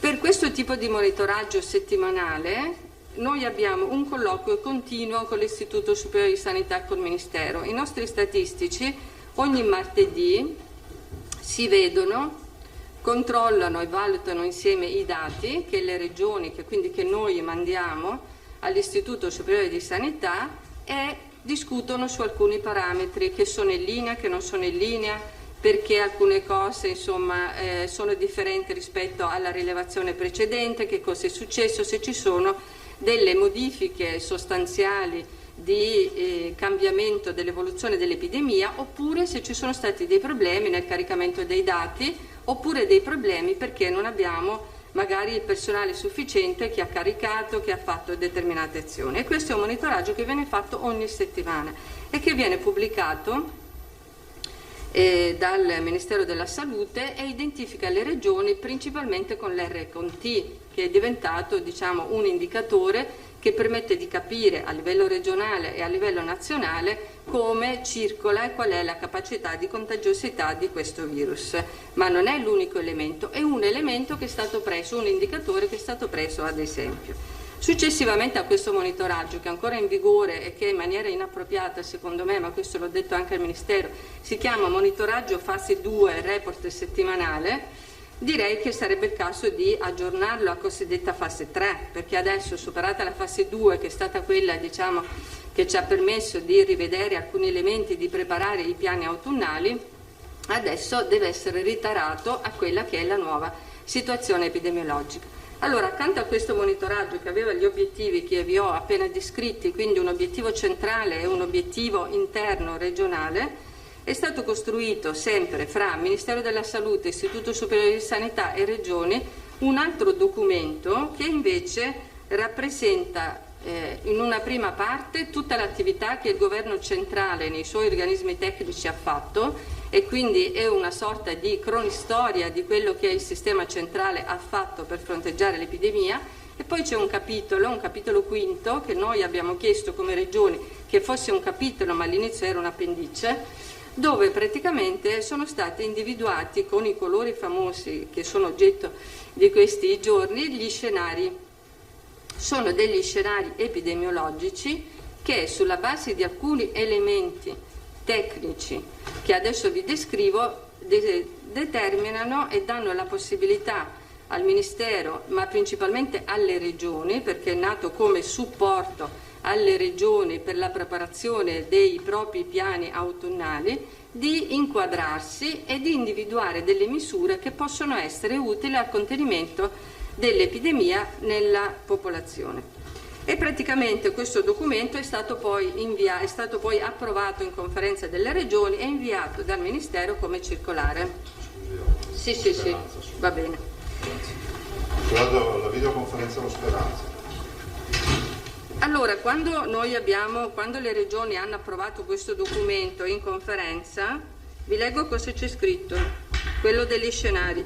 Le misure declinate negli scenari, che sono quelli verde fino a rosso, hanno la funzione di supportare ed orientare i processi decisionali delle singole regioni e province autonome in relazione al proprio scenario epidemiologico e proprio per la loro funzione di orientamento non sono da intendersi vincolanti. Allora, questo cosa vuol dire? Vuol dire che questo è uno strumento tecnico che ti dà alcuni elementi e dà alle regioni la possibilità di individuare dove si trovano. E quindi sono stati identificati questi famosi scenari che poi sono praticamente questa tabella che credo che avete già visto insomma anche nei vari telegiornali, dove c'è un quadro, uno scenario verde, uno scenario giallo, uno arancione e uno rosso. Poi ogni scenario è caratterizzato da alcuni elementi di, diciamo, come si può dire, diffusione del virus, che sono l'R con T, sono il numero di tamponi fatti e nell'ambito del numero dei tamponi il rapporto fra i positivi e il totale dei tamponi fatti, la percentuale di soggetti, fra tutti i soggetti risultati positivi, sintomatici ed asintomatici, e poi naturalmente la capacità di sostegno del sistema sanitario della situazione che la Regione ha. Quindi tutti questi elementi che io ho elencato permettono alle Regioni, e in questo caso sono state utilizzate anche per il DPCM, quindi per l'applicazione delle misure, di capire dove una regione si trova. È chiaro che queste cose non sono dei compartimenti stagni dove se io sono leggermente da una parte o leggermente dall'altra cado all'interno di questa scatolina di colore diverso. È chiaro che vengono valutate anche nell'ambito dell'andamento delle ultime settimane, tant'è vero che nel documento che vi dicevo prima del monitoraggio che noi facciamo ogni settimana ci sono degli indicatori che hanno una valenza settimanale, ma degli indicatori che hanno invece una valenza mensile, proprio perché è nel lungo periodo, nel breve-lungo periodo che si valuta la capacità di contenimento di una regione nei confronti dell'epidemia. Quindi sulla base di questo documento orientativo e di questa suddivisione in scenari, poi questo è stato utilizzato dal livello centrale per cercare di individuare, come si può dire, lo scenario giusto per ogni regione. Allora, ieri qualcuno mi ha chiesto perché nessuna regione è nello scenario verde. Allora io vi leggo la definizione dello scenario verde, che sono 2 parole. Lo scenario verde dice trasmissione localizzata invariata rispetto al periodo di luglio-agosto 2020. Ovvio che nessuna regione si trova com'era nel mese di luglio e agosto. Questo giustifica il fatto che è vero che il DPCM parte da livello. Infatti il DPCM era proprio questo, parte dal livello giallo, perché nessuna regione si trova in questo colore purtroppo. E quindi poi nell'ambito dei vari colori distingue le regioni. Per quanto riguarda la nostra, vi leggo la definizione del livello giallo. Trasmissibilità sostenuta e diffusa, ma gestibile dal sistema sanitario nel breve e medio periodo. Allora, quello che ha rappresentato il Presidente nella prima parte di questo incontro rappresenta che abbiamo una trasmissione sostenuta, ma gestibile dal sistema sanitario. Gestibile non soltanto dal sistema ospedaliero, che è quello che abbiamo rappresentato con le varie fasi che sono state descritte prima, ma gestibile anche a livello territoriale. È vero che è difficile fare, l'abbiamo detto anche nelle settimane scorse, un contact tracing preciso come quello che avevamo fatto nel periodo di lockdown, dove chiaramente gli spostamenti non c'erano, insomma i contatti erano limitati. Tant'è vero che in questi scenari è previsto anche una semplificazione del contact tracing, perché era prevedibile, si sapeva che non si sarebbe riuscito a fare con la stessa meticolosità con cui era stato fatto nei periodi precedenti, ma proprio perché era prevedibile è all'interno delle misure che sono previste, dell'organizzazione che è prevista in questi scenari. Quindi per quanto riguarda i dipartimenti c'è un parametro che dice che almeno 1 su 10.000 abitanti deve essere l'operatore che si occupa di contact tracing. Noi al momento siamo a 2,5 su 10.000 abitanti, quindi nonostante le difficoltà rispondiamo pienamente a questo tipo di indicatore. Quindi noi abbiamo, per quanto riguarda la tenuta del sistema sanitario ad oggi, allo scenario fino al 1° novembre, che è quello che è alla base del DPCM, una diffusione del virus, quindi un'epidemia sostenuta ma controllata e controllabile da parte del sistema sanitario. E quindi tutte le cose che noi abbiamo messo in piedi e stiamo mettendo in piedi da soli e con le misure del nuovo DPCM per quello che è previsto per tutte le aree, quindi anche per l'area gialla che ci identifica, ci ritroviamo all'interno di questo scenario. La storia perché ieri è stato detto il Veneto non aveva dato i dati eccetera. Allora, poiché vi ho spiegato che c'è un rapporto continuo il martedì e mercoledì per sistemare i dati, per vederli, noi avevamo mandato una mail all'Istituto Superiore di Sanità, quindi prima ancora che si parlasse di colori associati al DPCM, dicendo: abbiamo avuto un problema informatico, abbiamo per l'indicatore 1.1 dei soggetti che stiamo praticamente recuperando la data di inizio sintomi, perché l'indicatore 1.1 che è un indicatore mensile, quindi rappresentato, abbiamo alcuni che vi stiamo trasferendo, perché tutti i dati poi naturalmente non sono delle semplici dichiarazioni, tutti i dati devono tornare rispetto ai denominatori, rispetto a tutti i processi, siamo un po' in ritardo. Questi glieli abbiamo mandati ieri mattina. Tra l'altro l'Istituto ha mandato a tutte le regioni ieri mattina una mail dicendo: controllate tutti i vostri dati e mandateceli in forma definitiva entro le 18.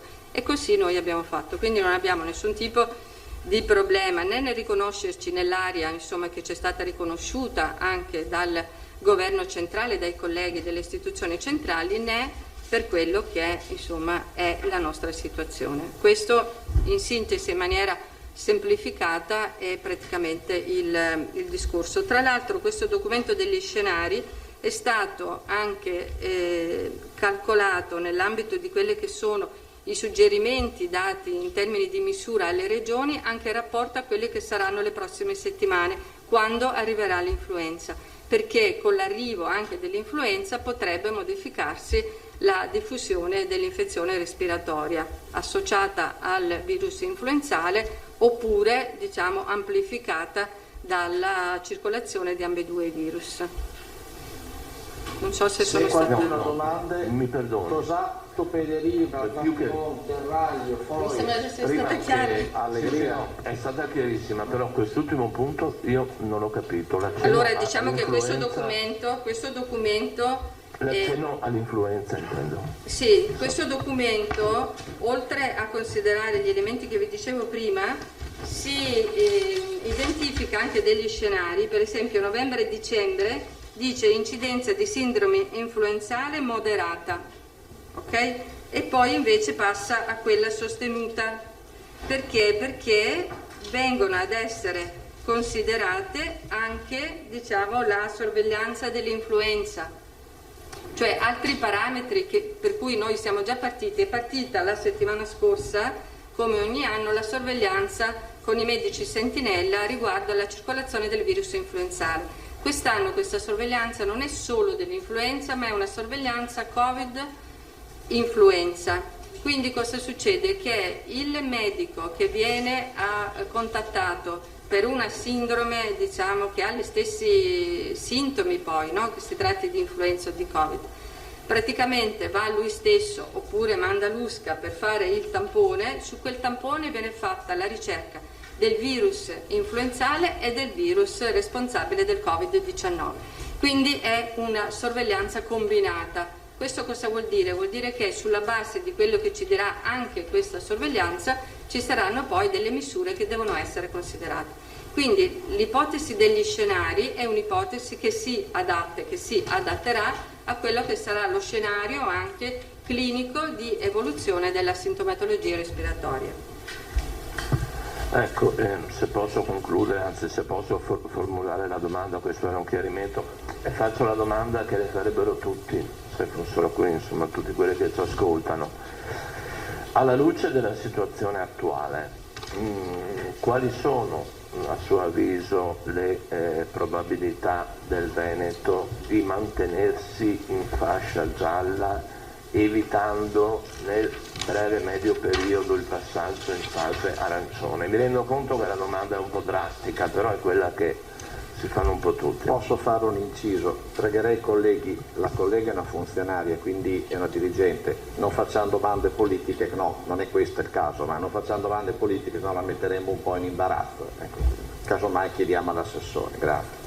No, allora, per quanto riguarda l'ipotesi che si possa passare da questo scenario a uno scenario peggiore, è legata a due cose principali. Intanto, come diceva una vostra collega prima, ci sono state delle misure, diciamo, di comunità che sono state avviate con i DPCM precedenti, che sono quelle dell'utilizzo delle mascherine all'aperto, che tra l'altro sono comprese nelle misure suggerite all'interno di questi scenari, e anche, diciamo, una stretta su quella che è il mantenimento della distanza interpersonale, della presenza di un certo numero di soggetti all'interno di alcuni luoghi pubblici, e poi anche questa chiusura che io, insomma, non so valutare dal punto di vista della sanità pubblica, comunque un tentativo di rallentamento, di riduzione di quelli che possono essere gli assembramenti.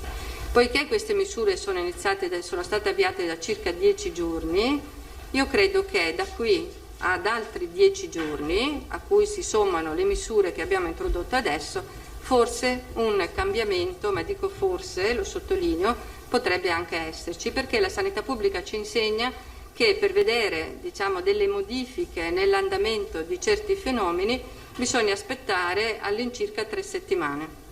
Cioè non è da una settimana all'altra che noi vediamo le curve che cambiano rapidamente, repentinamente. Dobbiamo aspettare circa 3 settimane per avere poi poter fare una valutazione rispetto alle misure che sono state intraprese. Quindi io credo che dobbiamo aspettare ancora un po' per capire se queste ci hanno permesso di rallentare gli elementi che ci porterebbero nello scenario arancione, perché non ho detto una cosa che è importante: questo documento si basa su un progetto, su un concetto che è di escalation e di de-escalation. Infatti ogni scenario ha accanto gli altri 2 scenari, quindi se cambiano alcuni elementi io mi ritrovo in quello peggiore dopo, se invece cambiano, nel senso che si modificano in meglio, mi ritrovo nell'altro. Quindi deve passare il documento, questo compito voleva avere, cioè aveva anche questo obiettivo, quello di mettere l'operatore, il decisore, diciamo, di fronte a quella apertura mentale, anche a quella apertura decisionale, per cui può allentare o restringere alcuni elementi a secondo di dove vede che virano certi tipi di indicatori, in un meccanismo di de-escalation o di escalation. Questo è per questo che si parla anche, l'avrete sentito, di automatismi. Non è un automatismo meccanico, è un automatismo decisionale basato su elementi tecnici. Grazie, buongiorno dottoressa. Allora, una ventina di giorni è l'attesa, per così dire, epidemiologica. Per quanto riguarda invece la tempistica normativa, ci aiuta a fare un po' di chiarezza? Si è parlato per la salita e la discesa, escalation, de-escalation, lungo la scala cromatica, sì, di 7 o 14 giorni, a seconda se ci si trovi, se non ho capito male, nella fascia intermedia giallo-arancione o in quella rossa. Che tempi ci sono? Allora diciamo che il monitoraggio degli indicatori che poi hanno fatto sì che il governo inquadrasse le regioni in determinate situazioni rispetto ad altre sono prevalentemente, diciamo, dell'andamento di 2-3 settimane. Per esempio l'R&T è di 3 settimane. L'incidenza si considera nelle ultime 2 settimane. Allora, quindi non è che ci sia anche lì un tempo specifico per ogni indicatore, si valutano nell'insieme e si valutano il loro andamento e sono diversi. E secondo me alcuni indicatori, come ho detto all'inizio, devono essere rivisti sulla base della fase in cui ci troviamo. Io dico per esempio quello che viene detto ogni sera, anche il numero di casi in rapporto ai tamponi fatti, secondo me non è un indicatore corretto, ma non perché voglio diminuire quella che è, diciamo, l'importanza della situazione in cui ci troviamo, ma perché è un denominatore che non tiene conto dei test rapidi, che ormai si fanno in grandissima quantità in tutte le regioni e che potrebbero modificare a livello nazionale, quindi non solo a livello regionale, questo tipo di indicatore. Quindi io ho fatto una lettera, l'ho mandata al Ministero e all'Istituto chiedendo di rivederla e quindi ho chiesto anche che questi indicatori vengano rivisti in modo che siano più fruibili al decisore per capire, decisore centrale o regionale, per capire cosa fare. Ci torno perché forse mi sono espressa male, nel senso, quando è che dobbiamo aspettarci comunque una verifica dell'attuale permanenza? Noi la verifica la facciamo ogni settimana, intanto, assolutamente sì, perché abbiamo questo debito informativo per cui dobbiamo rispondere all'Istituto e al Ministero con il monitoraggio che vi ho detto prima e con le regole che finora sono vigenti. Poi invece a livello della parte politica e decisionale, quello è una valutazione che fa il Ministero col CTS. Per chiudere sempre su questo tema, perché mi segnalano che c'è un lancio online di Repubblica che parla di ipotesi in fascia arancione per il Veneto già da domenica. Da domenica potrebbe essere quella famosa settimana di cui si parlava per alcuni indicatori oppure non ci risulta? Non vi risulta. Grazie. Nuovo Terra. Sì, buongiorno. Io volevo chiedere riguardo all'influenza stagionale.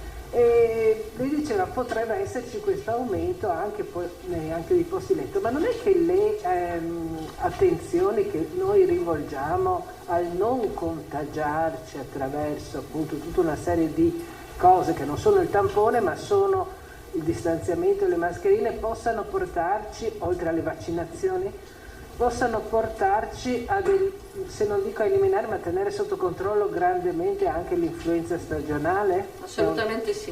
Ecco. Perché si è visto in altri paesi dove il virus influenzale ha circolato prima e si è visto che l'incidenza dell'influenza è stata, diciamo, molto molto bassa rispetto agli altri anni.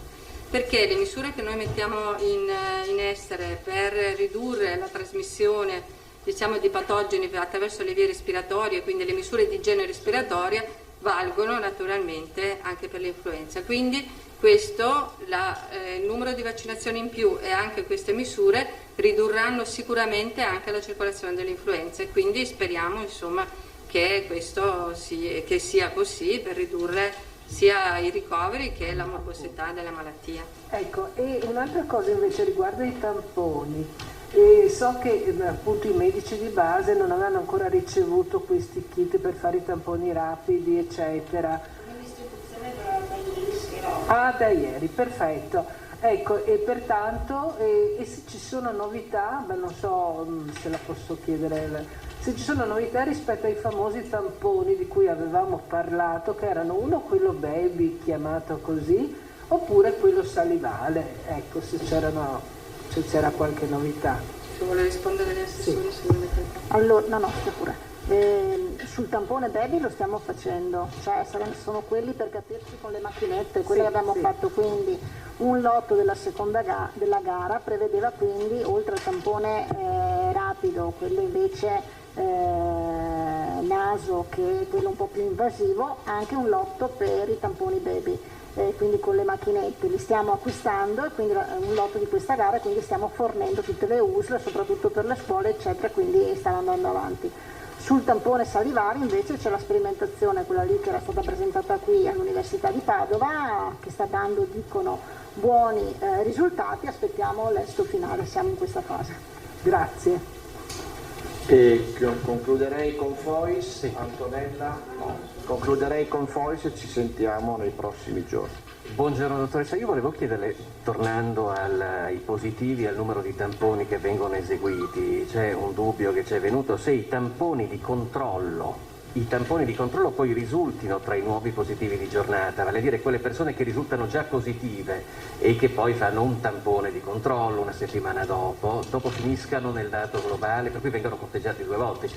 Allora, diciamo che vengono forniti separatamente, anche nel monitoraggio che viene mandato all'Istituto Superiore di Sanità, il retesting, quindi quelli che vengono rifatti sono contati separatamente. E quindi anche a livello della protezione civile il retesting non viene considerato.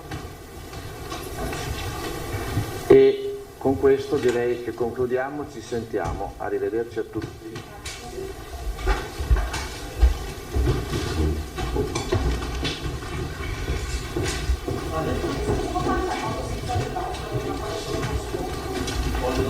Eccoci, allora siamo nuovamente in diretta, avete sentito la conferenza stampa, il punto stampa quotidiano del governatore Zaia e poi della dottoressa Russo, direttrice del Dipartimento di Prevenzione della Regione Veneto, e l'assessore Lanzarin, con quello che è il punto ad oggi appunto dell'andamento dell'epidemia da Covid nella nostra regione. Riassumiamo velocissimamente quelli che sono i dati appunto di oggi: 3.297 contagi in più nelle 24 ore, 27 le persone che sono ricoverate in più nei reparti di area non critica, 4 in terapia intensiva, 27 anche le persone che hanno perso la vita nelle ultime 24 ore in Veneto.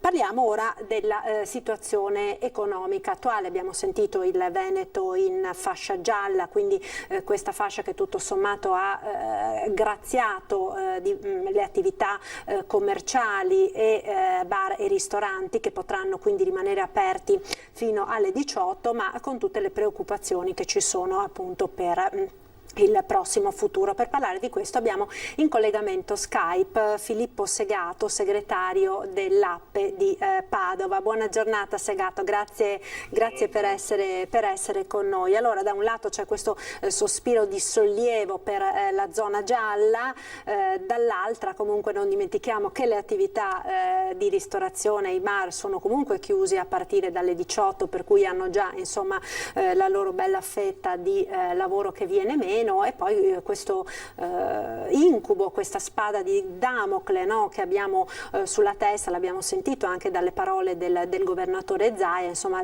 ci vuole un attimo per passare anche alle fasi successive, quindi alla fascia arancione o addirittura alla fascia rossa, se non saremo tutti quanti bravi, diciamo, a rispettare quelle che sono le regole e le indicazioni. Dal vostro osservatorio, insomma, qual è il polso della situazione per le categorie che rappresentate?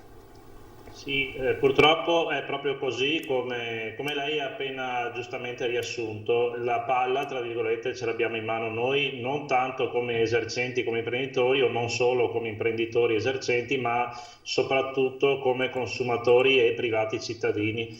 Tant'è vero che proprio ieri abbiamo distribuito a tutti i nostri associati una locandina, chiedendo loro che la figgano in tutte le loro vetrine, all'interno, all'esterno, dappertutto. Questa locandina ricorda ai clienti e ai consumatori di rispettare le 3 regole che il Presidente Zaia ha sempre ricordato, quindi il distanziamento interpersonale, l'uso assiduo della mascherina e la pulizia e sanificazione delle mani ogni qualvolta si ritiene necessario. Sono 3 regole semplici da rispettare, che però, se riusciamo a rispettarle, ci possono, diciamo, salvare in questo momento, perché sì, come lei giustamente diceva, i pubblici esercizi, quindi bar e ristoranti, in questo momento sono già penalizzati perché alle 18 devono chiudere. Però qualora si passasse in zona arancio o peggio ancora in zona rossa, ci sarebbe proprio la chiusura, la sospensione, diciamo, delle attività 24 ore su 24, e a questo sinceramente non vogliamo neanche pensare.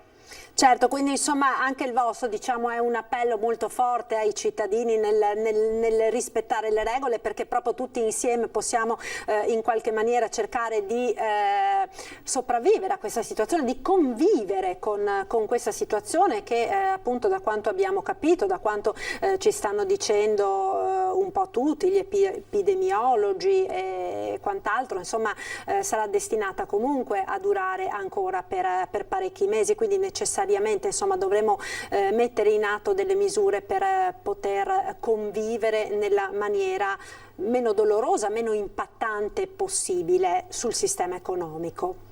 Guardi, le dico solo questo, è da febbraio-marzo che il presidente Zaia, ma anche tutti i medici e quant'altro, ci dicono di rispettare queste 3 regole basilari e semplici.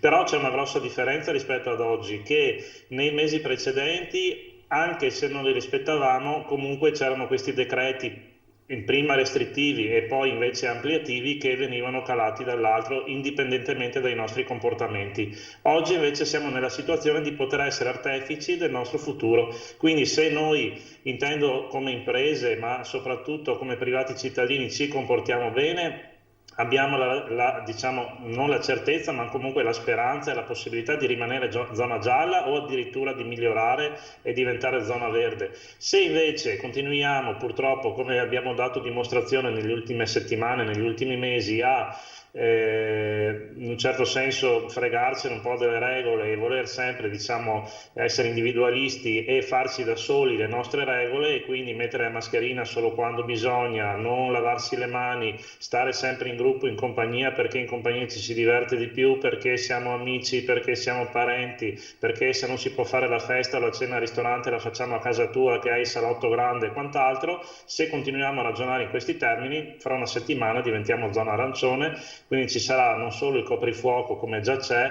ma ci saranno delle disposizioni molto più impattanti sulle attività commerciali, e quindi ci dimenticheremo per un bel po' di tempo le feste e quant'altro. Sicuramente. Dal punto di vista dei ristori, Segato, in questo momento sappiamo naturalmente che c'è una grossa aspettativa, insomma, perché inevitabilmente, anche se siamo in fascia gialla, lo sappiamo bene, insomma, e tutte le manifestazioni di protesta che ci sono state all'indomani del DPCM, quello del 25, l'hanno dimostrato, insomma, comunque l'intera categoria è penalizzata anche in maniera abbastanza importante, soprattutto per coloro che lavoravano nelle fasce diciamo serali o comunque legate a eventi, a cerimonie eccetera, che sono state come tutti sappiamo sospese. Sì, soprattutto le 2 categorie che lei ha appena ricordato, quindi in particolare i ristoranti, perché lavorano soprattutto di sera, i locali serali come i pub, le pizzerie che lavorano prettamente o esclusivamente di sera, e poi tutta la parte del catering e banqueting e quindi tutte le attività collegate a cerimonie, ma anche congressi, convegni e fiere che sono state di fatto azzerati. E poi non bisogna dimenticare le sale da ballo che sono chiuse da fine febbraio e che non hanno ancora visto il becco di un quattrino, perché anche tutti i soldi che sono stati promessi diciamo anche ultimamente con il decreto ristori per il momento non si sono ancora concretizzati. Sui conti correnti gli ultimi bonifici risalgono al giugno di quest'anno, quindi ormai a diversi mesi fa. Per il resto si tratta di contributi elargiti sotto forma di credito d'imposta, vuol dire prima paghi ad esempio gli affitti o le spese per la sanificazione e poi alla prima occasione utile in cui vai a pagare delle tasse puoi scontare una percentuale di quello che hai speso. Ad esempio sulla sanificazione il decreto prevedeva un credito d'imposta del 60%, poi sulla base della ripartizione dei 200 milioni di euro che erano stati stanziati a livello nazionale, suddivisi per il numero di imprese e di domande che erano quindi pervenute all'Agenzia delle Entrate, il 60% si è trasformato nel 9%, per cui insomma gli esercenti, diciamo gli imprenditori in generale si sentono anche un po' presi in giro, perché i soldi non arrivano o arrivano in ritardo, quando arrivano sono sempre pochi, perché purtroppo spese, tasse, affitti, dipendenti, contributi e quant'altro rimangono comunque da pagare. e quindi le imprese sinceramente sono in difficoltà. In primavera si era avviato con la garanzia dello Stato per micro prestiti, perché parliamo di finanziamenti fino a 25 o 30 mila euro, quindi stiamo parlando di micro linee di credito che però davano un minimo di ossigeno alle imprese. Adesso non è più disponibile neanche questa garanzia, perché chi aveva necessità in primavera l'ha già sfruttato questa possibilità e quindi non la può, certo, il jolly, diciamo tra virgolette, non se lo può giocare adesso. E poi parliamo comunque di prestiti, per cui per il momento si rimborsa solo la quota interessi, ma poi fra 2 anni bisognerà cominciare a pagare anche la quota capitale, quindi sono prestiti che comunque poi sono da rimborsare. Certo, speriamo naturalmente che in qualche maniera la situazione possa risolversi. È chiaro naturalmente che le aspettative sono molte. Oggi sappiamo che è in discussione questo decreto ristori bis che dovrebbe in qualche maniera andare a sopperire anche a quelle lacune e a quelle ulteriori chiusure determinate dal nuovo DPCM. Vedremo nelle prossime ore che cosa sarà previsto. Filippo Segato, io la ringrazio molto per essere stato... Volevo solo sottolineare per l'ennesima volta, perché lo dico sempre, sembra che siamo qui a, noi come associazioni, a tutelare gli interessi delle imprese. Per carità, questo lo facciamo sicuramente, ma indirettamente, ma anche non molto indirettamente, direttamente, con la salvaguardia delle imprese salvaguardiamo anche i posti di lavoro. Ricordo sempre che un pubblico esercizio in media dà da lavoro a 4,7 persone, quindi oltre al titolare, ai soci, che di solito spesso nelle nostre piccole realtà sono marito e moglie, oppure il papà con i figli e cose di questo genere, ci sono poi quasi 5 lavoratori dipendenti per ogni bar, per ogni ristorante. Ovviamente passiamo magari dall'1 o 2 dipendenti del bar di giornata ai 20-30 dipendenti che può avere un'attività di ristorazione di più grandi dimensioni, e quindi ogni pubblico esercizio che chiude sono come minimo 6 o 7 famiglie che rimangono senza reddito, e peraltro sono posti di lavoro, poi sono persone che lavorano nei pubblici esercizi che poi hanno difficoltà a ricollocarsi nel mercato di lavoro, perché spesso sono tipo studenti universitari che si pagano gli studi facendo i camerieri nei fine settimana, piuttosto che extracomunitari che magari fanno i lavapiatti nei ristoranti, oppure casalinghe che magari lavorano a part time 2 o 3 ore nel bar durante la pausa pranzo, e quindi riescono a conciliare la vita familiare con la loro attività professionale. Sono tutte figure professionali che poi difficilmente o quasi per niente riescono a ricollocarsi nel mercato del lavoro. Per questo sottolineiamo che è importante salvaguardare le imprese, perché con esse si salvaguardano anche i posti di lavoro. Certo, sicuramente i posti di lavoro, e poi mi permetto anche, Segato, di aggiungere quell'importante presidio nelle città, quell'importante presidio di sicurezza che i pubblici esercizi e tutte le attività commerciali offrono ai nostri centri storici quando sono aperte. Non dobbiamo dimenticare nemmeno questo. Grazie mille allora a Filippo Segato per essere stato con noi, buon lavoro naturalmente, e noi ci fermiamo per la pubblicità. A tra poco.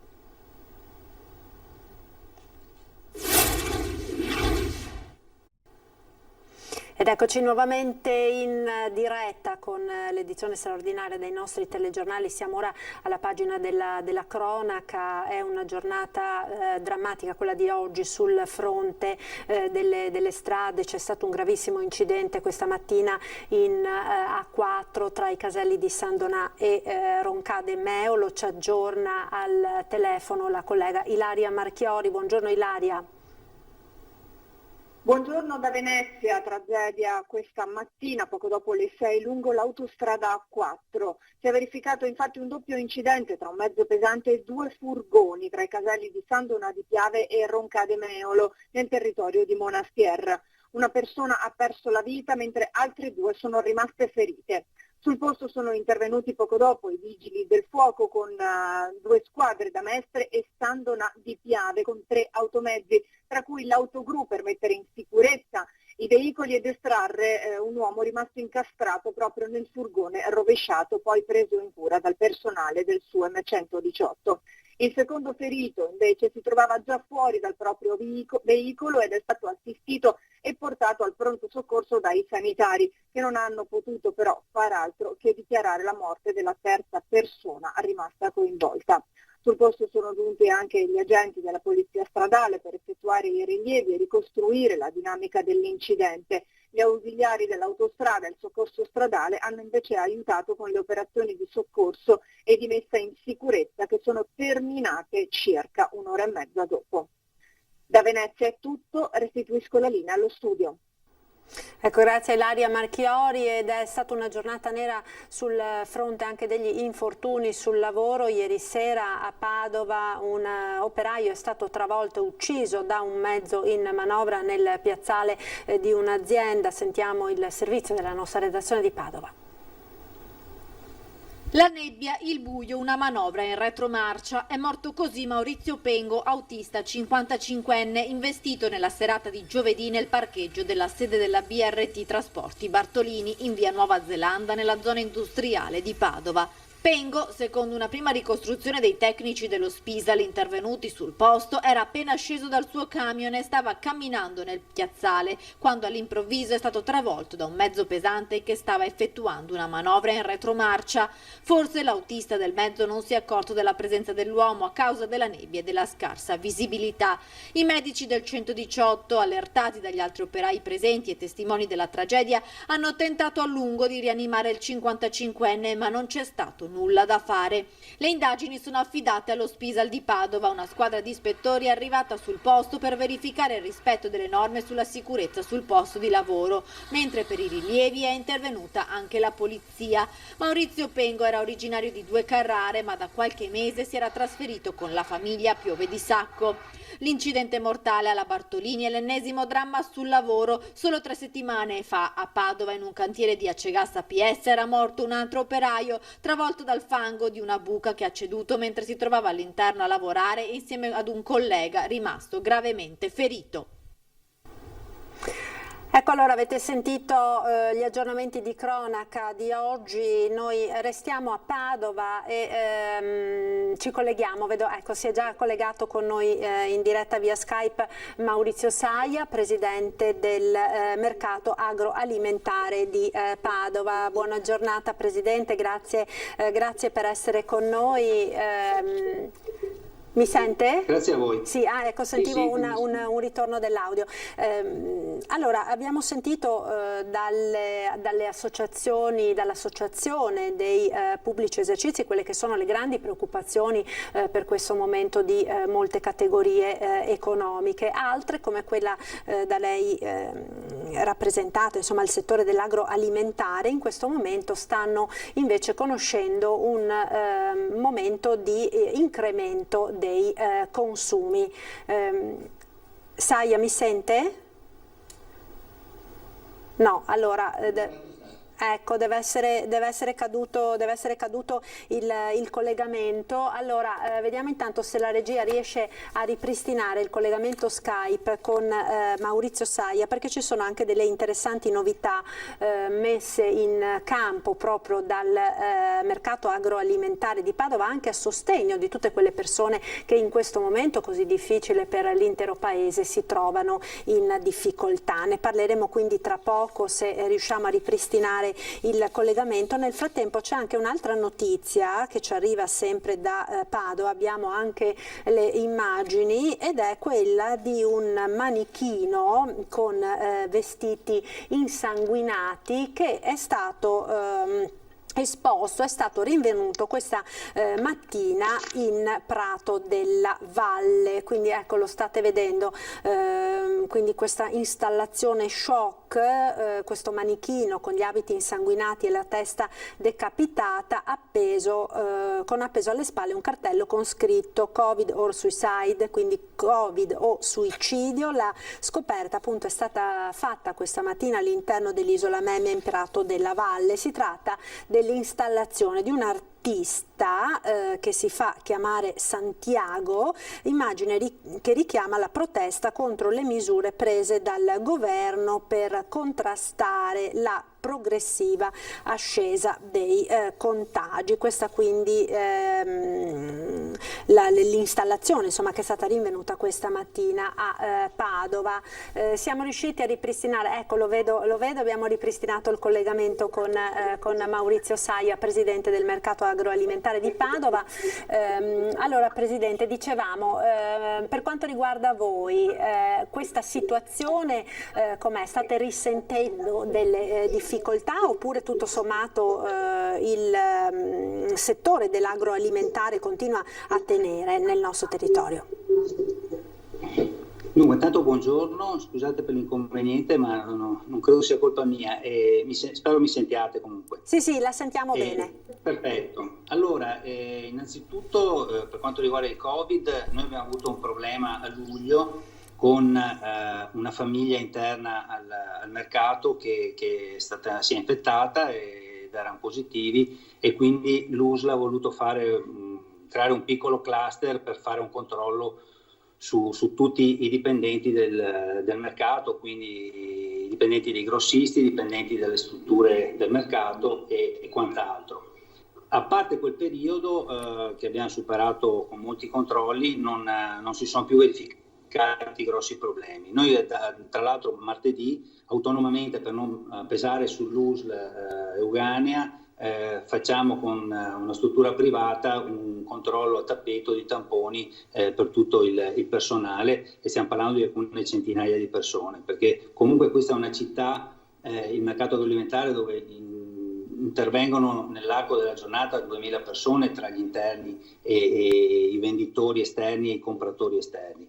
Quindi da quel punto di vista noi abbiamo attivato controlli molto importanti, diamo multe perché abbiamo un servizio interno di vigilanza su questi 300.000 metri quadri di area e siamo estremamente severi. Le mascherine, pur essendo tutto all'aperto, perché poi il mercato sostanzialmente, a parte gli uffici, è all'aperto, pretendiamo ed esigiamo che la mascherina sia correttamente posta da parte di tutti gli operatori, dal presidente all'ultimo facchino, voglio dire, all'ultimo dipendente. Ecco, questo per quanto riguarda il Covid. Ecco, stiamo vedendo anche il titolo in onda, no? Mappa frutta e verdura per i bisognosi, perché c'è un'iniziativa sicuramente molto importante in questo momento di difficoltà economica per tante persone che come Mercato Agroalimentare di Padova state mettendo in atto. Vuole parlarcene?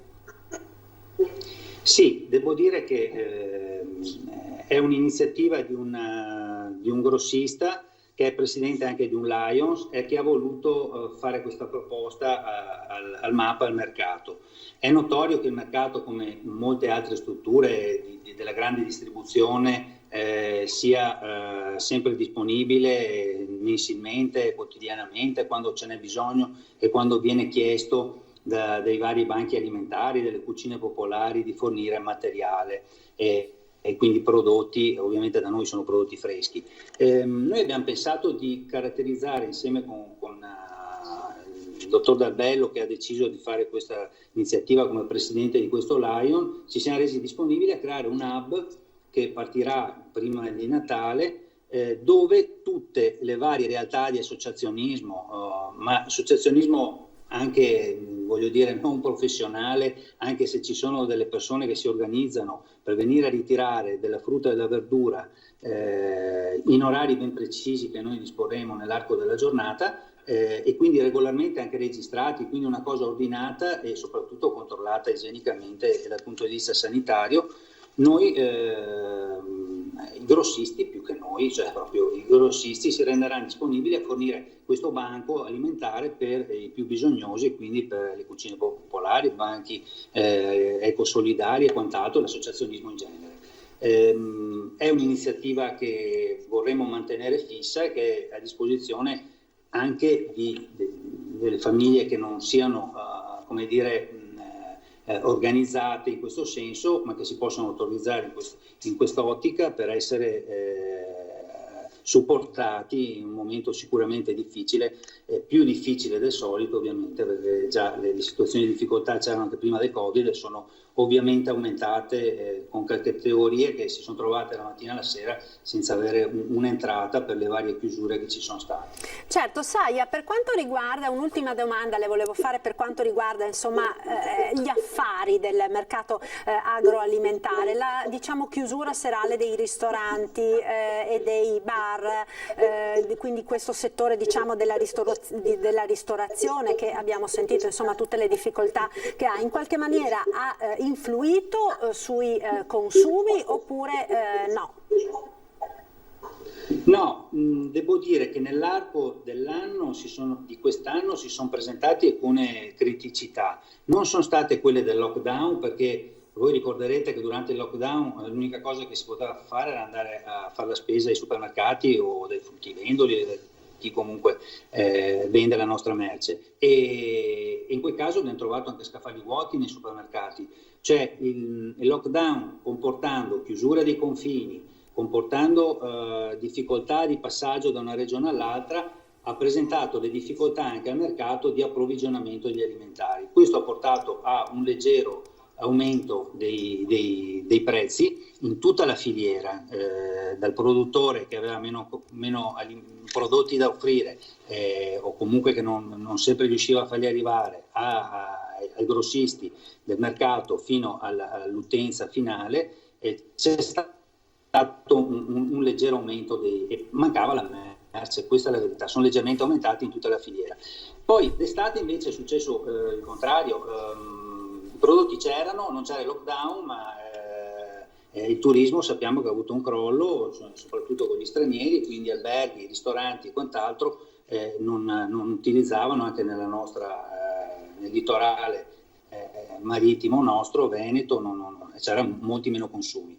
Noi riteniamo che quest'anno incredibilmente si possa mantenere il livello dell'anno scorso come fatturato, quindi siamo sui 390 milioni circa che sono il fatturato medio del mercato agroalimentare di Padova, che ricordo che è il più importante in Italia per import-export con l'estero, e c'è invece una diminuzione del quintalaggio, cioè questo per effetto anche della qualità dei prodotti che sono stati venduti, quindi prodotti meno diciamo, quelli diciamo di più valore, quindi una patata costa meno, un pomodoro costa di più, quindi nel quintalaggio siamo diminuiti. Però sostanzialmente il fatturato anche nella previsione finale di fine anno, sapendo già con i ristoranti chiusi adesso eccetera, il calcolo che noi abbiamo fatto è che al massimo ci sarà una flessione dell'1% rispetto all'anno scorso. Allora io ringrazio Maurizio Saia per essere stato con noi e per averci dato queste informazioni interessanti, grazie mille quindi al Presidente del Mercato Agroalimentare di Padova. Ci fermiamo ancora per la pubblicità, rimanete con noi, tra pochissimo parleremo della scuola. Da oggi è scattata la didattica a distanza al 100% nelle scuole superiori, avremo in collegamento l'assessore regionale Elena Donazzan e poi parleremo anche di trasporto pubblico. A tra poco. Eccoci nuovamente in diretta con il TG di Antenna 3, parliamo ora di scuola perché da questa mattina è partita la didattica a distanza per gli studenti delle scuole superiori al 100%, quindi con l'esclusione dei ragazzi disabili e delle attività di laboratorio, ma non mancano i problemi. Per parlare di questo abbiamo in collegamento via Skype l'assessore regionale all'istruzione Elena Donazzan. Buongiorno Assessore.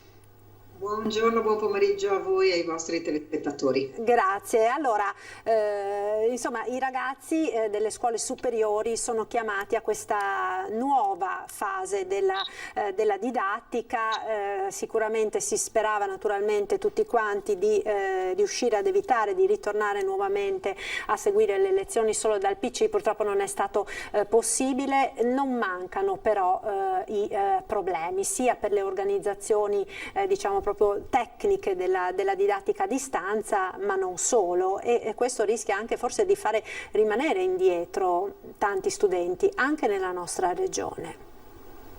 Il problema principalmente è questo: la didattica a distanza è un palliativo e non è la sostituzione. Abbiamo già visto i limiti di questa didattica a distanza da quest'anno, perché si è compreso che l'anno scorso è stato un anno per la metà sicuramente perduto o comunque molto rallentato negli obiettivi e nei risultati. Nostro malgrado ci dobbiamo adeguare a questo. Siamo un po' più preparati, nel senso che ora la didattica a distanza, anche i docenti sanno come gestirla, sanno come deve essere strutturata, anche se segnalo che moltissimi di questi studenti, e uno dei grandi problemi della scuola, sono supplenti. 1 su 4 purtroppo è supplente in Veneto. Questo non dà certezza di continuità, perché molto spesso non è il docente che ha seguito i ragazzi l'anno scorso, quindi anche sapere il livello di apprendimento in un anno che è stato terribile, quello dell'anno scolastico che abbiamo passato e che si sta delineando ancora molto difficile. Avere degli supplenti chiaramente significa non avere continuità didattica e avere molta incertezza, che si somma al problema della didattica a distanza. Rimarranno validi la possibilità di fare laboratorio, soprattutto parlo delle scuole della formazione professionale, degli istituti professionali, perché è chiaro che una scuola della formazione professionale ha nella sua missione quello di fare molte attività pratiche e laboratoriali, e queste solo parzialmente si possono fare con una didattica a distanza, perché sono la parte teorica, poi si deve andare e quello quindi viene salvaguardato. Mentre chiariamo ma ormai i nostri cittadini sono molto attenti e lo sanno, che scuole medie e scuole elementari, insieme alle scuole dell'infanzia, sono in presenza. Con quale novità? Con quello di tenere la mascherina tutto il tempo.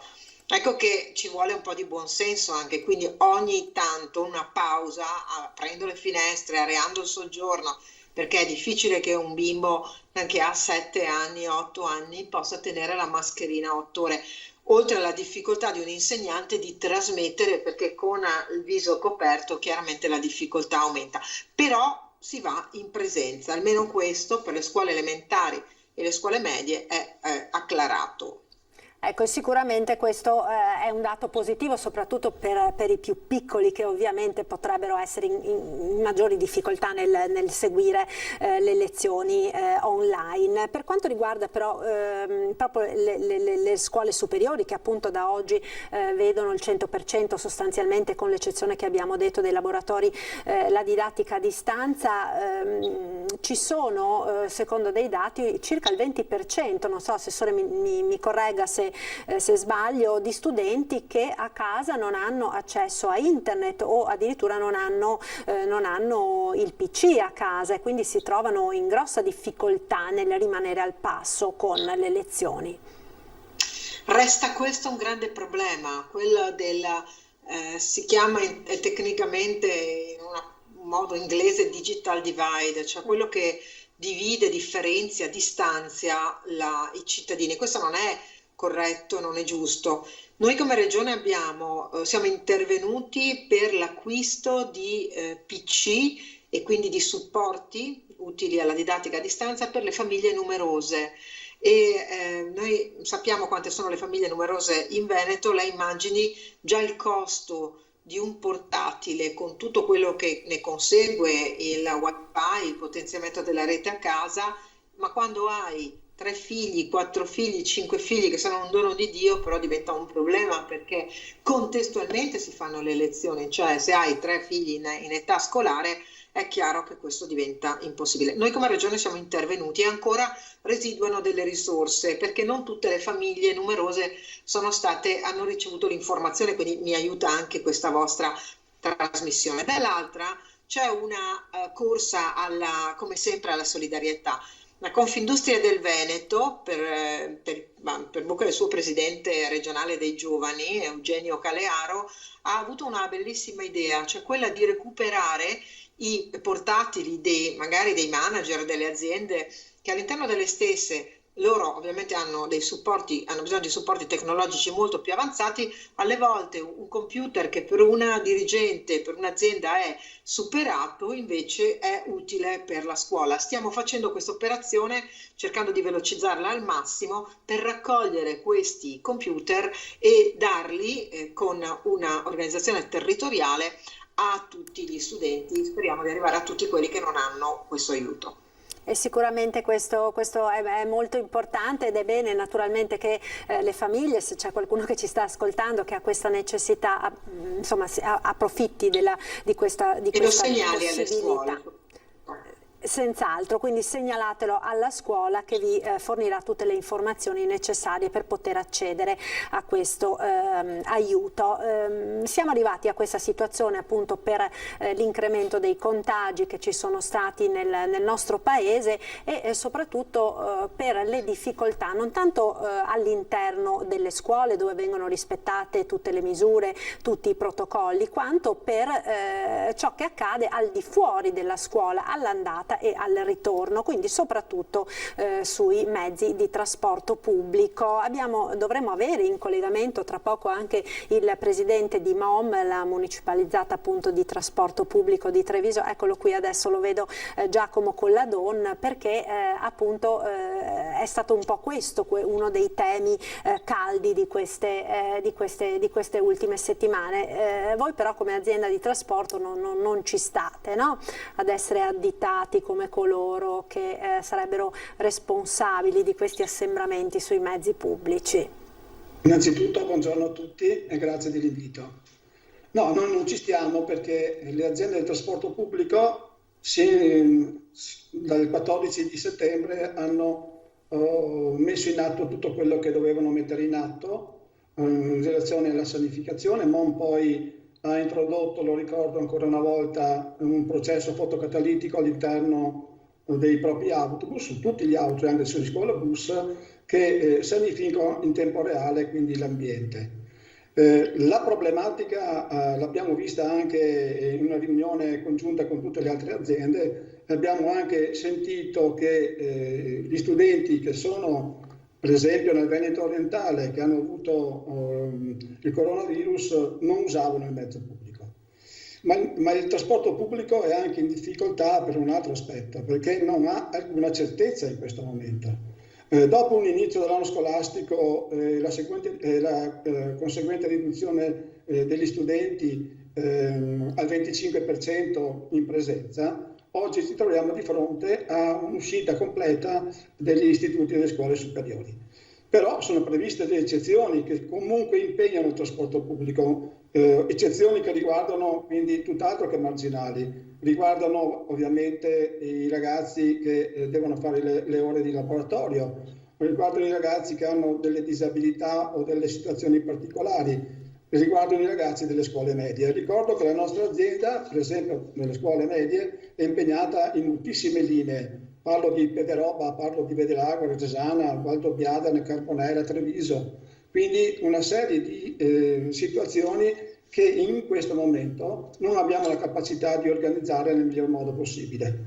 Le scuole in questo momento non hanno ancora comunicato gli orari relativi ai laboratori e quindi la formazione e l'organizzazione di un servizio di trasporto pubblico efficiente diventa alquanto difficile e problematico. Certo, perché di fatto sostanzialmente con la donna voi non sapete quanti ragazzi dovrete trasportare da una parte all'altra, quanti hanno i laboratori, da dove partono, dove devono arrivare, quindi è chiaro che questo crea ulteriori difficoltà. Assessore Donazzana, si può in qualche modo tirare le fila, cercare di venire incontro, perché poi alla fine sono anche le stesse famiglie che si trovano in difficoltà a dover gestire queste situazioni. Guardi, la premessa intanto che anch'io non credo che sia responsabilità delle aziende dei trasporti, perché hanno atteso indicazioni, tutti noi abbiamo atteso indicazioni dal governo. Non smetto di ricordare a me stessa che ad aprile con la collega De Berti segnalammo, unitamente alle altre regioni italiane, il problema di un potenziamento, ma anche in termini di risorse. Le regioni quantificarono in circa 1 miliardo tra il mancato guadagno, quindi il ristoro dei costi vivi di queste imprese, il rimborso eventualmente delle famiglie che avevano già pagato gli abbonamenti e dall'altra la possibilità di attivare anche una sinergia con le aziende private del trasporto, perché moltissime di queste aziende boccheggiano, sono quasi sull'orlo del fallimento perché non ci sono state più le gite scolastiche, i viaggi, qualsiasi cosa che avesse a che fare con un utilizzo di questi mezzi, al di là del trasporto pubblico locale. Quindi non è responsabilità delle aziende, che hanno fatto veramente di tutto, hanno potenziato le corse dove hanno potuto, però è chiaro che il sistema era già in difficoltà da prima di Covid e su questo punto c'è stata tanta lentezza e incertezza da parte del governo che fino in fondo non ha risolto il problema. Guardate che il 15 di ottobre, quindi stiamo parlando di 3 settimane fa, il ministro dei trasporti aveva dichiarato che non vi era alcun problema sui trasporti locali, anzi che raramente, scriveva in una nota ufficiale, si raggiungeva l'80% della capienza. Ora basta l'occhio di una madre o di un padre, io ho avuto segnalazioni di questo tipo, per dire che alla mattina ovviamente e anche all'uscita della scuola anche i ragazzi si buttavano sul primo autobus, magari lasciando quello successivo e quello dopo frutto di un potenziamento semivuoti. Allora il problema è stato questo, sicuramente tra le cose che non hanno funzionato, ma non hanno funzionato per una cattiva programmazione nazionale. Ecco, con la donna c'è stata una cattiva programmazione nazionale dunque nella gestione del trasporto pubblico in riferimento alla scuola? Sicuramente sì, devo anche dire che fino adesso gli unici fondi che sono arrivati alle aziende di trasporto pubblico, parlo del Veneto, sono i fondi che sono stati stanziati dalla Regione Veneto, parlo di 8 milioni di euro, mentre i fondi per mancati introiti che sono stati stanziati con 2 decreti, il decreto agosto e il decreto rilancio, non sono ancora arrivati. Devo dire anche che a livello nazionale i mancati introiti di tutte le aziende del trasporto pubblico arrivano a circa 2 miliardi di euro. La nostra azienda, per fare due numeri, al 30 settembre del 2019 avevamo incassato per titoli di viaggio 16 milioni di euro. Il 30 giugno del 2020 abbiamo incassato 6 milioni di euro. Un'altra cosa da mettere in evidenza è che con l'inizio della scuola la nostra azienda aveva potenziato con l'utilizzo di privati tutte le linee. In questo momento ci troviamo purtroppo a dire ai privati che non ci servono più. Perché? Perché con la riduzione da oggi del servizio dove tutti i superiori praticamente fanno DAD, didattica a distanza, ovviamente non abbiamo più bisogno di rinforzi sulle linee, anzi abbiamo un servizio sovradimensionato anche per il servizio che stiamo dando noi a livello di azienda. E questo è un altro problema importante che dovremo affrontare perché non sappiamo in questo momento il momento in cui si tornerà alla normalità e questo è un altro problema importante da superare. Certo, Assessore, per concludere dalla regia mi dicono che abbiamo terminato il nostro tempo, c'è anche questa incognita, no? Naturalmente si spera che la situazione sanitaria possa migliorare, hanno assicurato dal governo che la prima cosa a riaprire, se le cose andranno meglio, sarà proprio la scuola, con i ragazzi che potranno ritornare in aula, se e quando succederà non lo sappiamo. Guardi, io spero soprattutto in Dio, tutto il resto mi pare che sia molto di confusione, però anche se, ed è corretto, la scuola dovesse riaprire immediatamente appena la situazione andasse migliorando, ma guardate che rimangono dei nodi che sono drammatici. Un insegnante su 4 è supplente, il 50% dei docenti che si occupano dei ragazzini disabili non li ha visti l'anno prima e non li vedrà l'anno dopo, il 50%, ma non era possibile fare un inserimento in ruolo a luglio, a giugno, voglio dire ad agosto. Noi ci siamo trovati e ci troviamo ora in una condizione ancora di enorme difficoltà e non è il Covid. Infatti sono annosi problemi che si trascinano da ben prima del Covid. Noi abbiamo terminato il tempo, io vi ringrazio, grazie quindi per essere stati con noi, grazie quindi a Giacomo Colladon, presidente di MOM, grazie a Elena Donazzana, assessore all'istruzione della Regione Veneto, grazie naturalmente a tutti voi telespettatori per averci seguito in questa lunga diretta, vi lascio come sempre alle previsioni del tempo per le prossime ore, arrivederci.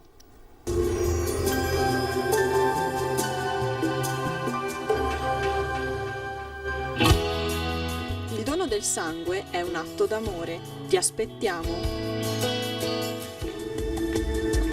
Benvenuti al meteo. Ancora dominio anticiclonico al nord-est, dove il tempo si manterrà sostanzialmente buono. Il dettaglio di venerdì 6 novembre. Sul Veneto cielo grigio nelle ore più fredde per nubi basse e nebbie, ma in diradamento nelle ore centrali del giorno. A seguire infatti sarà maggiormente soleggiato un po' su tutti i settori e non sono previste piogge degne di nota. Temperature minime tra 5 e 9 gradi, massime invece tra i 15 e i 17 gradi. Ci spostiamo ora sul Friuli Venezia Giulia, cielo molto nuvoloso inizialmente, poi anche qui più sole dappertutto e non sono attese precipitazioni. Temperature minime fino a 11 gradi, massime sui 16-17 gradi.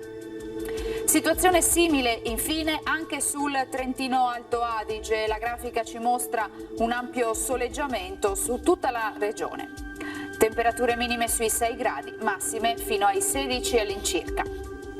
Dal meteo è tutto, vi auguro un buon proseguimento in compagnia di Antenna 3.